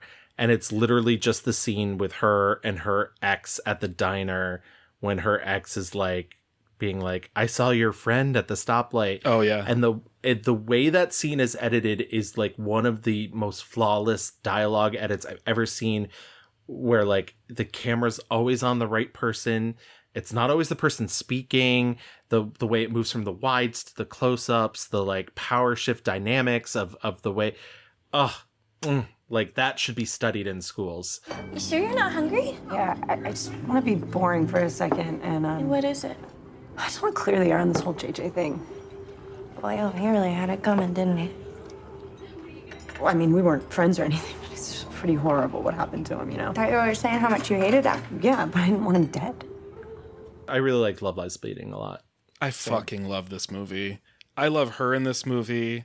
I love I love the music. I love all the like corny, like sort of like 80s, sort of like slow motion, like exercising moments. I love the weird magical realism of it all. I love Katie O'Brien. I love the lesbians. I love that it's just sort of like we're just gonna be lesbians having sex on screen and we don't give a shit. Like I don't know, this movie. So many things about it I'm obsessed with. I love this movie. I specifically was like, I'm gonna time it out so that I watch this movie right before we record. Like, and I did, and I loved it all over again. In terms of her personal life, we've touched on a little bit. She lives in Los Angeles. In 2017, she said she's bisexual, saying, quote, "You're not confused if you're bisexual. It's not confusing at all. For me, it's quite the opposite." In 2019, and I did find this article, she basically was told, I think it's a Harper's Bazaar article by agents that she shouldn't be affectionate with her girlfriend in public in order to land more mainstream roles. And she said she doesn't want to work like that. The actual wording of it was, if she wanted to be in a Marvel movie, she should stop holding hands with her girlfriend in public. So she was like, fuck that. She's afraid of horses. She has equinophobia. So valid. What a random thing. Like, what a... no, real thing, good thing, right thing. I'm with you, Kristen Stewart. Horses are fucking crazy. I don't trust them. We should let them live freely. We should stop enslaving them and just let them do their thing. Okay, Jonathan Swift, let's calm down. You seen their teeth, Gavin? That's a literary reference for all of you out there. It's a little Gulliver's Travels for you. She previously dated Anton Yelchin, R.I.P. She referred to him as her first heartbreak. She's dated Michael Angarano, who she's in like his latest movie. We'll talk about that later. So like she stays friends. We mentioned Robert Pattinson before. In 2013, she started dating visual effects producer Alicia Cargill, and I just, it's funny, anytime she dates anybody, like I remember when she went out on a date with St. Vincent and it like made tabloids. But I don't think anything happened with that. But she's since been with Dylan Meyer, who's a screenwriter, since 2019, and they got engaged in 2021. She donates to charity. She's done a lot of stuff for the Robin Hood Foundation, Sandy Relief. She raised, this is crazy, and I've not been able to, I've not been able to find any other information about this. She had one meeting, a 15-minute meeting with an unnamed, quote, Middle Eastern prince, and was able to raise $500,000 for Hurricane Sandy relief. She pulled What does that mean? JT Leroy charm. Exactly.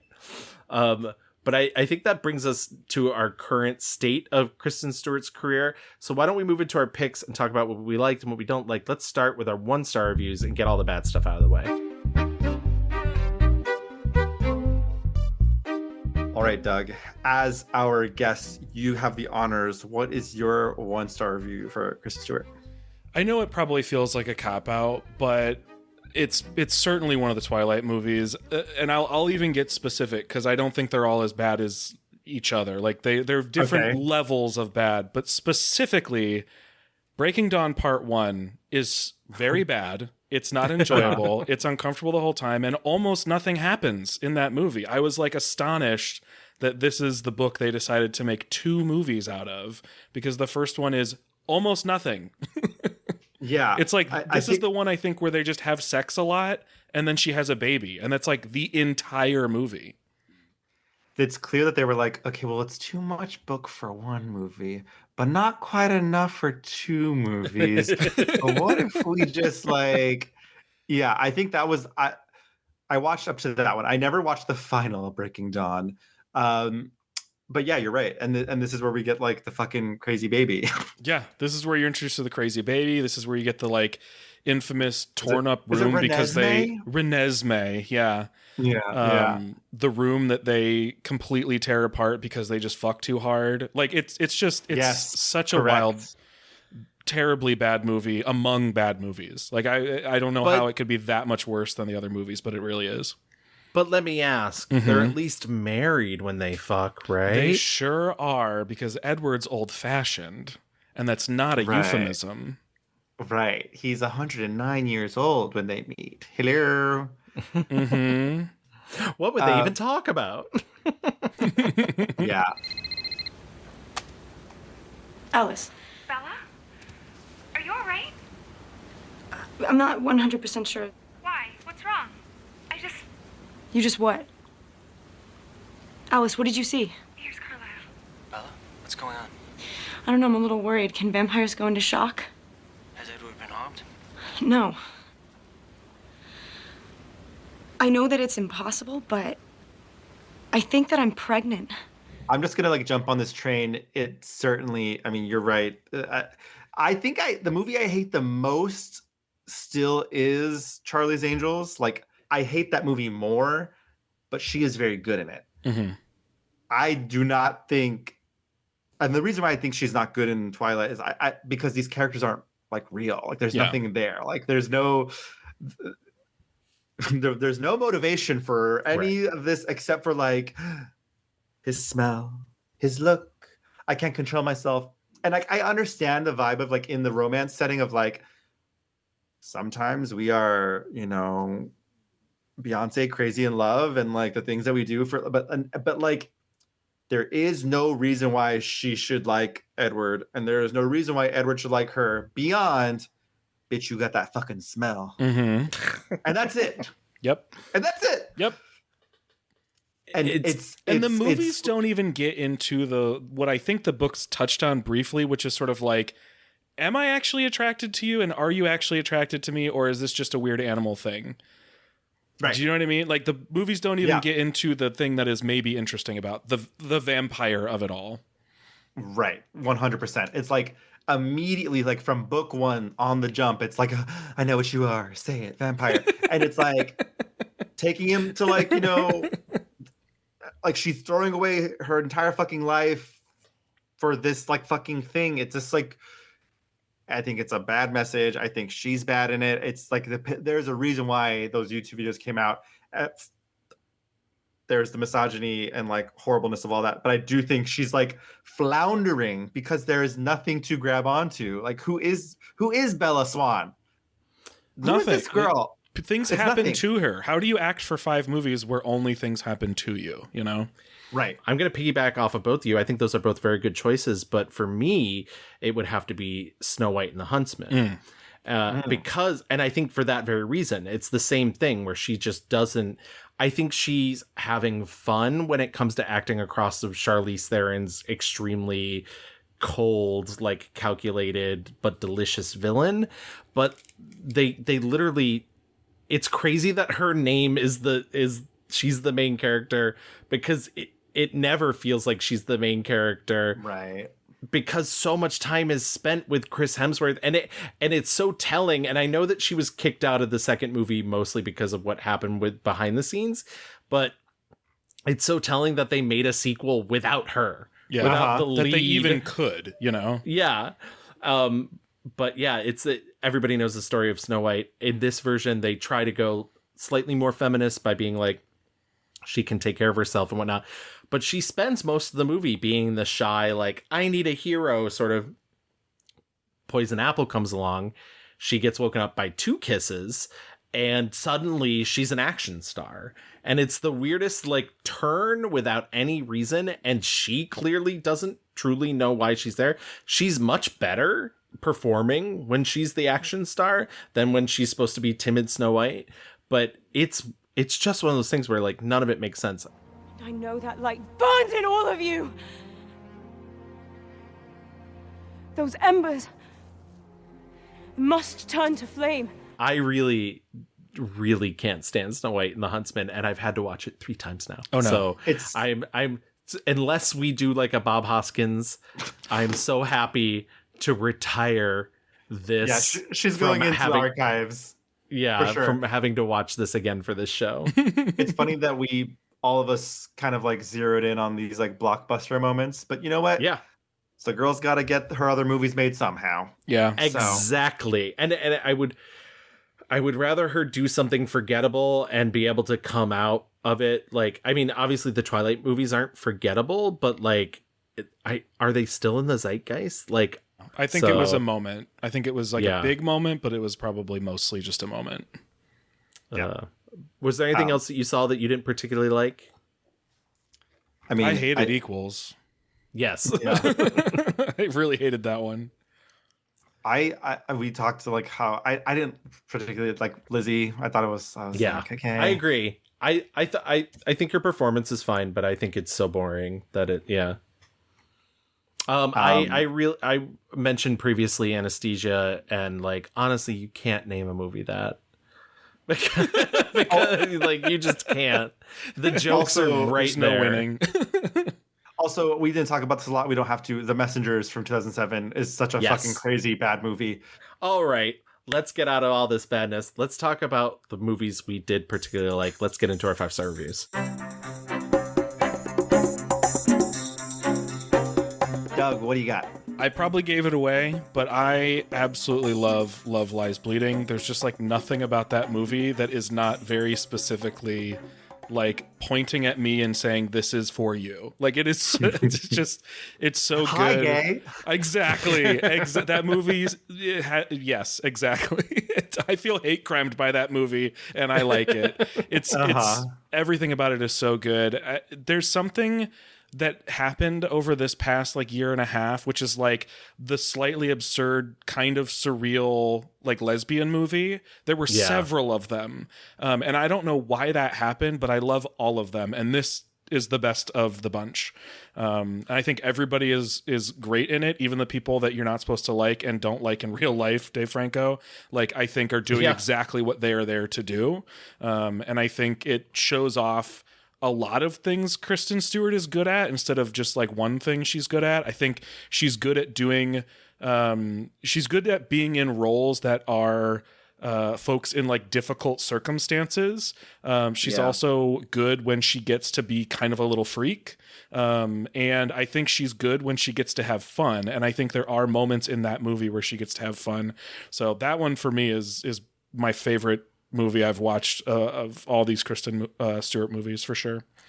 For the uninitiated, the plot of the movie is that she works at a gym.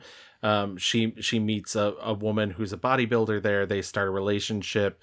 Kristen Stewart introduces this all-natural bodybuilder to steroids, and then that person that she introduces to steroids ends up overreacting to a circumstance that is like Kristen Stewart's family drama, and it ends up turning into this whole like kind of like weird action sort of murdery like mess. and like this doesn't give much away more than the trailer does, but Kristen Stewart's family are a big crime family. So that's the other murdery mess is a very tidy way to describe this movie. It will stress you the fuck out. It stressed me out. What I love about this movie though, like I think at its core the message is that like queer love is fucking tough, and we're in a world where you have to fucking fight for it, and like it's just you're gonna go through fucking hell and back, but it's fucking worth it in the end to just be with in your queer love together. It's like it posits like, what if queer love wasn't fucking rainbows and sunshine? Like it is bloody and painful, but you'll get through it. And challenges the characters to focus on themselves and thus their queerness, right? Like a lot of what's holding them back is being attached to these other things that are not serving them and their ability to just live their lives in their queerness. And so until they can sort of shed that and step into that, their problems persist. So where are you staying? I'm actually not sure yet. What does that mean? I was going to ask if maybe I could crash here a couple nights. I mean, like, it's just not get paid, like, if I can afford a room somewhere. Like,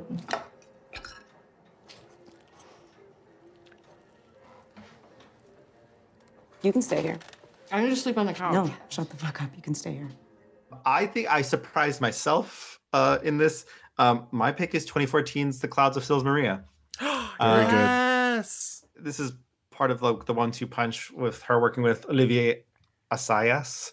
And I it's funny, like, was he in this like personal shopper vibe? Like she plays assistant type characters in both these movies. In Clouds of Sils Maria, though, she is this assistant to an actress played by Juliette Binoche, and it's complicated. This movie is a complicated little puzzle box. It's like this fucking maze inside of a maze, and it's about this actress who is aging, and kind of she played a role where she was in this queer relationship that was professional but also sexual, and weirdly like she's reenacting it with Kristen Stewart's character, and not only reenacting it but also rehearsing a play like continuing that. So it's this weird meta narrative that, like, again, like Doug said this earlier, you can't passively watch these movies. But I think in this movie specifically, and why I enjoyed it so much is, again, Kristen's able to do a lot of the good things. She is able to be chic. She's able to be funny. I think she's also able to kind of like point the finger back at Hollywood a little bit in this film and talk about like, you know, yeah, you're young, or like there's innocence. There was a lot there. Just that I love the messaging of this movie. All that matters is what's in the movie. So you admit there was attraction? Stop. Why? Was it mutual? Yes. No, I don't know. You don't understand. Yes, I was attracted to villain, but it's normal. I was fine with just feeling attracted and with the intimacy. So there was intimacy too.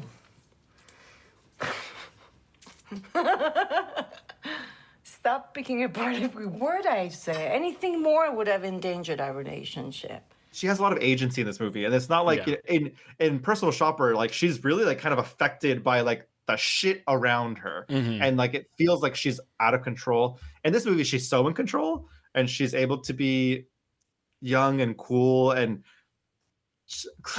Chloe Grace Moretz comes in this movie, oh my like, god, way late in the game, and like the movie's positing her as kind of like, I mean, she kind of is an asshole, right? Like kind of fuck up Hollywood girly. Yeah. And Kristen Stewart's able to be like, yeah, she's fucking cool. Who cares? Yeah. It's just in a lot of ways, this movie felt like her talking about being an actress in Hollywood and like, yeah, bitch, like we had to fucking do stupid movies and like, who cares? Like and it feels just really like the most slay cunty cool thing she could ever have done, right? Like she's talking about like her shitty fucking Twilight movies in this film, like by this French fucking like high class film director. It's just a cool movie. It's a chic movie, and but it's also like it doesn't take itself too seriously, right? Like right. I like that it's a kind of also easygoing, and I also think that like she is elevated by being around Juliette Binoche. I think she's elevated by Olivier. I think she's always able to like rise to the occasion when if there's good things around her, she always like meets you at that level. Yeah. Also just a beautiful fucking movie. It's gorgeous. I think it's like an extremely just like skillful movie. There's so much about this movie that in the wrong hands would have gone so wrong because of those several layers of story and how disorienting it can be kind of on purpose because sometimes you don't know when people are rehearsing or when conversations are real. It all becomes clear, but I feel like it's such a fine line between that being like a messy gimmick and being this skillful, layered, like several narratives on top of each other conversation. Yeah, I love the movie. I have it on my shelf over there. It's so good. I remember being blown away when I saw it. And particularly her performance. What a good choice, Louis. Yeah. I first want to say congratulations, Doug, for winning next episode's poll. Because Louis and I are not going to do that because the movie I'm going to pick, and this might seem crazy because she's not in it for a ton, but I love Kelly Reichardt's Certain Women so much. I hate the phrase slow cinema. People talk about movies that don't have like a ton of plot as though there's these slow things, but I think a lot of the times, you know, and I'm guilty of this too, you know, film's a visual medium, but I think when people say that, they mean explosions. And I think one of the beautiful things Kelly Reichardt is able to do is to capture feelings and emotions and on film without people saying much. Close-ups, soundscapes, hands, the way that she captures hands. Yeah, exactly. I mentioned before, this is an anthology film, so it's about different women. It's 3 different stories. Kristen Stewart Certain women, in fact. Certain women. Yeah. Kristen Stewart is in the 3rd story, starring Lily Gladstone, who plays a farmhand who wanders into Kristen Stewart's class where Kristen Stewart is teaching school law. It's a night class. And Lily Gladstone's character is instantly infatuated by her. And she invites her out to dinner at this diner, and Kristen Stewart does it clearly out of some kindness, some loneliness. But for her, this is just a friend. Like, she sees this person as like a friend, and she's also like a teacher. So she's like, oh, that's what this relationship is. But Lily Gladstone keeps showing up to this class, and eventually she like brings a horse for Kristen Stewart to ride. If only she knew. Yeah, exactly. I don't want to give too much away further from there, but I think these scenes in the diners between them are so telling and so beautiful, and there's so much being said without ever being said. There's this great moment where when she brings her back to her car after she's been on the horse, Kristen Stewart is like touching the horse, which, by the way, scared of horses, equinophobia. And Lily Gladstone touches Kristen Stewart's scarf, and Kristen Stewart kind of knocks it out of Lily Gladstone's hands, and then is like, okay, I gotta go, and gets back into her car. And it's so telling the different ways that they're seeing this interaction, this relationship between them. I love this movie. It makes me cry. This specific story makes me cry every time I see it. I think there's queer longing in it. And I think it's really beautifully acted. Lily Gladstone clearly can do so much with her eyes. Kristen Stewart is left to do so much with her pauses and her not talking. And also, I do want to mention her character, comes up that she doesn't even know school law, that she has to teach it herself before every class before she can teach it. And B, is driving 4 hours to teach this class and 4 hours back, and then still has to work her day job. And they're letting me do this because they think it's funny. The pass is icy. It takes me 4 hours to get here. It's going to take me 4 hours to get back. I have to work in the morning. Did you tell me how you ended up in this class? I just saw people going in. She's tired. She's exhausted. She just sort of wants to get there, do this thing, and go home. She's like, I don't have time to do lesbian stuff tonight, okay? right, exactly. I don't know. It's really beautiful. Their final scene together is really beautiful. One like wild thing is that I guess in the short story, Lily Gladstone's character is a man, and what this says about society, of how quickly that story changes if the pursuer is a man, and how much which is not to say that the things that Lily Gladstone is doing are not stalking, but how much further it becomes literal stalking when it's a man. I will admit, I'm not as warm on this movie as I think most people are. I was going to say, I saw, you didn't. I think this story is the best one. It's the one that I reacted to the most. I agree. I kind of think Lily Gladstone fucking steals it. Absolutely. It's kind of astonishing, and because I think there's this queer longing, but there's this added layer as a Native woman. I think there's a extra isolation of living on the reservation, living. And they only show her around animals. It's like her and animals, and going to this class that she's not signed up for, that she is just I don't know. We don't know why she's there, right? She's not a teacher. She just follows people in. Yeah, she says she saw people going in, which I think speaks to something about how she's portraying this character. And I think part of it would be worse if it were a guy, because I think some of the behaviors would feel different. But I also think Lily Gladstone's doing an amazing job of making it feel like there's a lot of curiosity involved, and not just I'm gonna be where you are, Right. My sister said that was a lot of movie for a little Kristen Stewart. Yeah. we watched. There were a few of those, which was a bummer because she's great. and that's the thing. I think, but I think at the same time, Kelly Reichardt deployed her perfectly, and I do think that it she really got to the and Kristen Stewart has said she's never had a director that's been mean, or she's some have been tough, but I think Kelly Reichardt being no, I This is wrote exactly these what words. you need to do. Yeah, I wrote these words for you. You deliver, like, please deliver them. And I think that, like, changed the way Kristen Stewart thinks about this profession. And I think it shows on screen. I don't know. I once again, you're right. You're both right. She's not in it a ton, and I could easily give it to. There's plenty of other movies I really liked, and I could have given it to Clouds of Sils Maria because I do think she gives a great performance.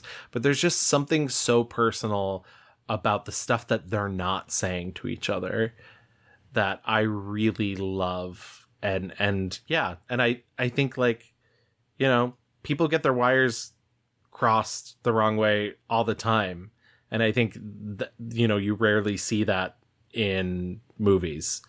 Yeah, fair.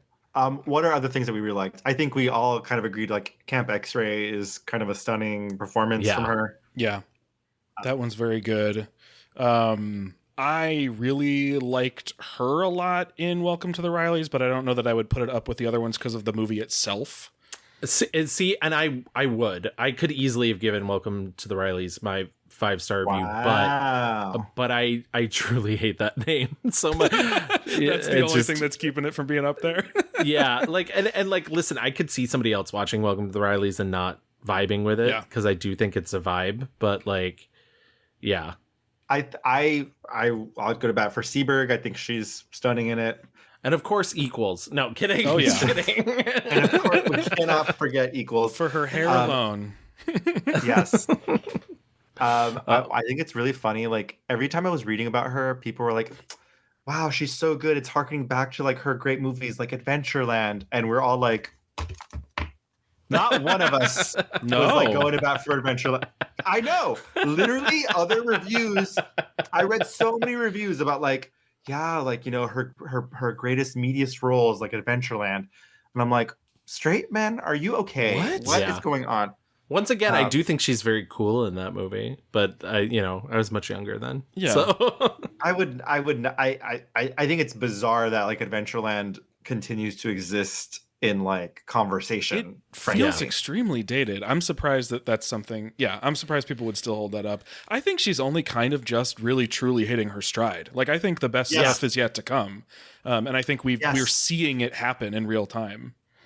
Yes. Well, let's put a pin in that for 5 minutes, and before we get out of our rewind, why don't we do our mixed review? My 1-star review was 2012's Snow White and the Huntsman. My 1-star review was Twilight. And it started in 2008 and it just wouldn't fucking end. And my 1-star review is specifically 2011's The Twilight Saga Breaking Dawn Part 1. my Twilight. My 5-star review was 2016's Certain Women. My 5-star review was 2015's Clouds of Sils Maria. And my 5-star review is 2024's Love Lies Bleeding.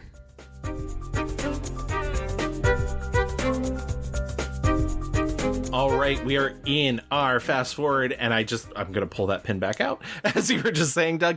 I think it's really cool. I like the fact that you chose Love Lies Bleeding as your 5-star review, which I think is very worthy.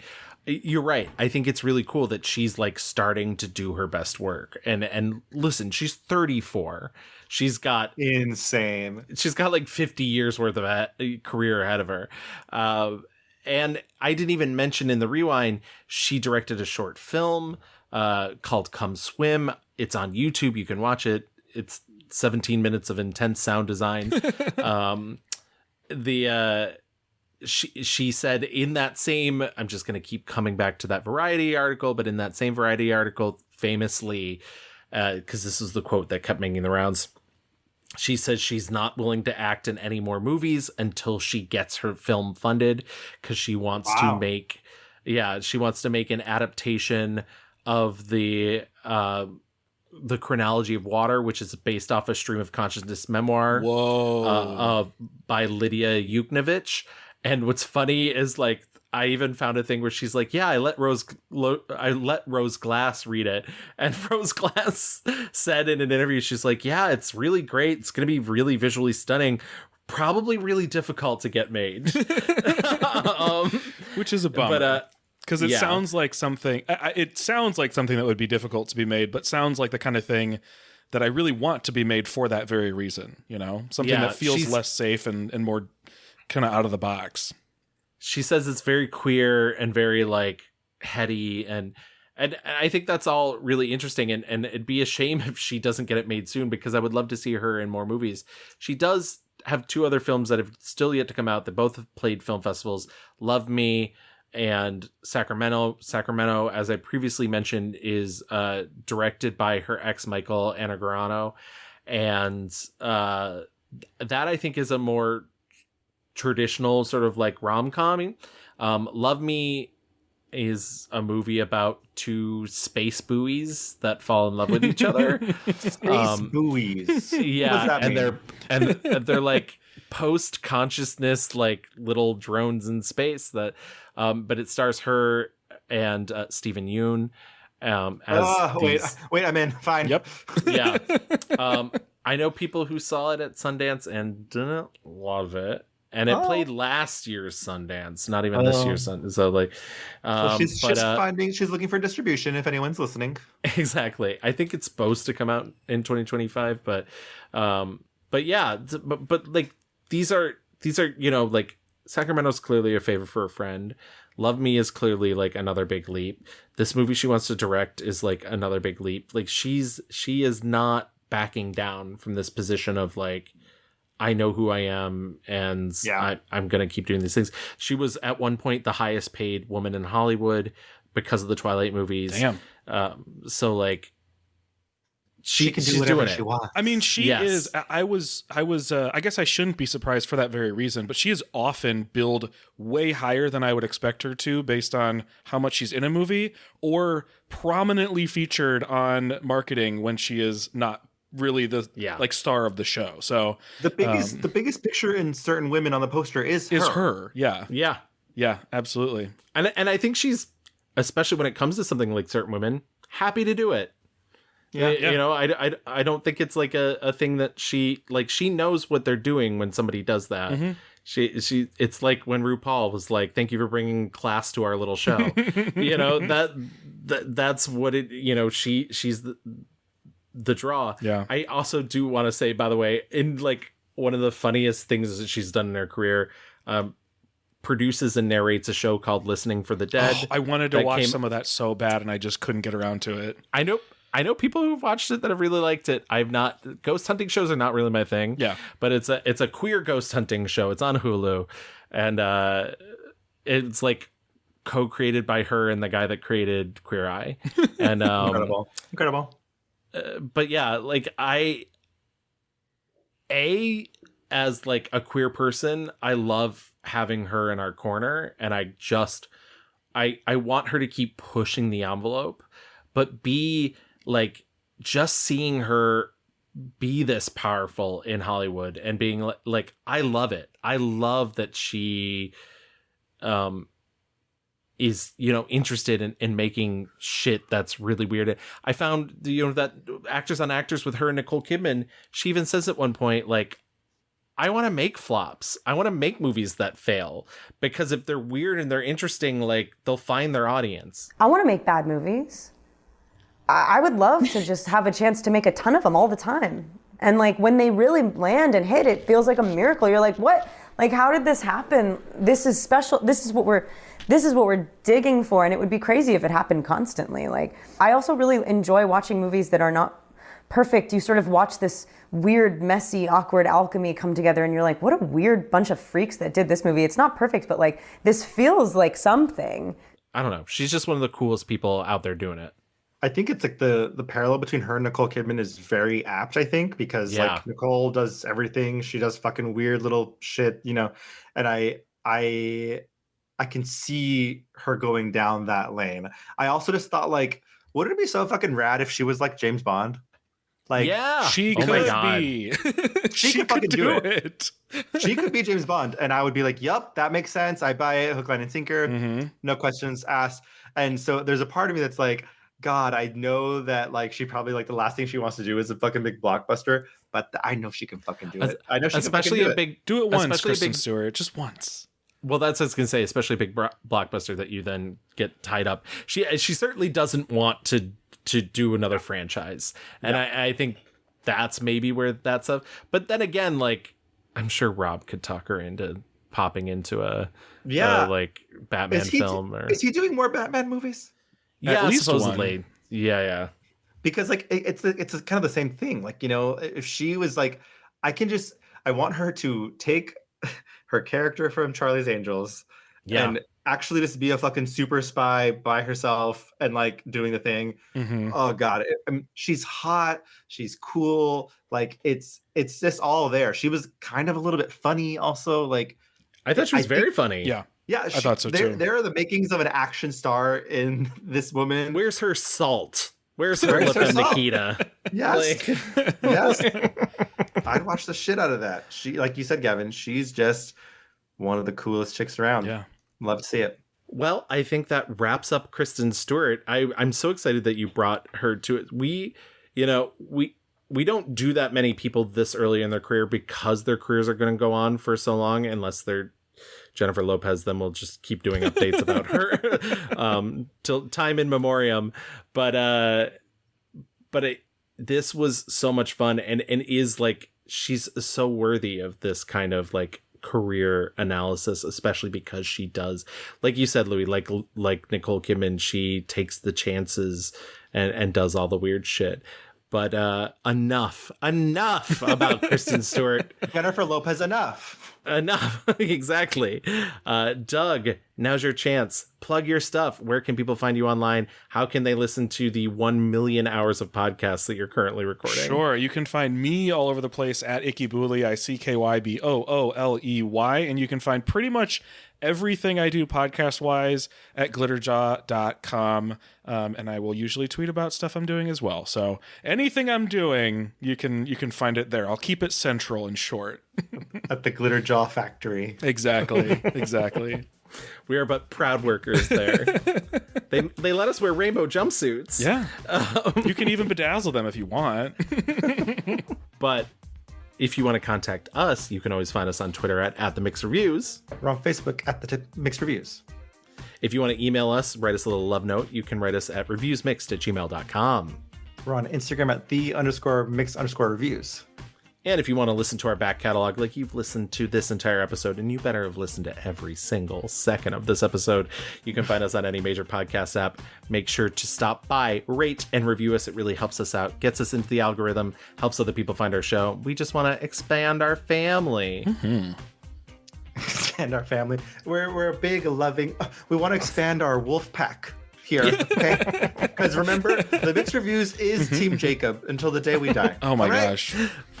And if you want to find other amazing Team Jacob queer podcasts, you can find them at glitterjaw.com. We are a proud part of the Glitterjaw Queer Podcast Collective. Thank you for co-creating that, Doug, for giving us that opportunity. Thank you for joining us. You bring class to our little operation. Say that. But thank you, everyone, for listening, and we will see you next month. Bye. Bye. My old man is another child that's grown old. If dreams were thunder, and lightning was desire, this old house would have burnt down a long time ago. Make me an angel that flies from Montgomery. Make me a poster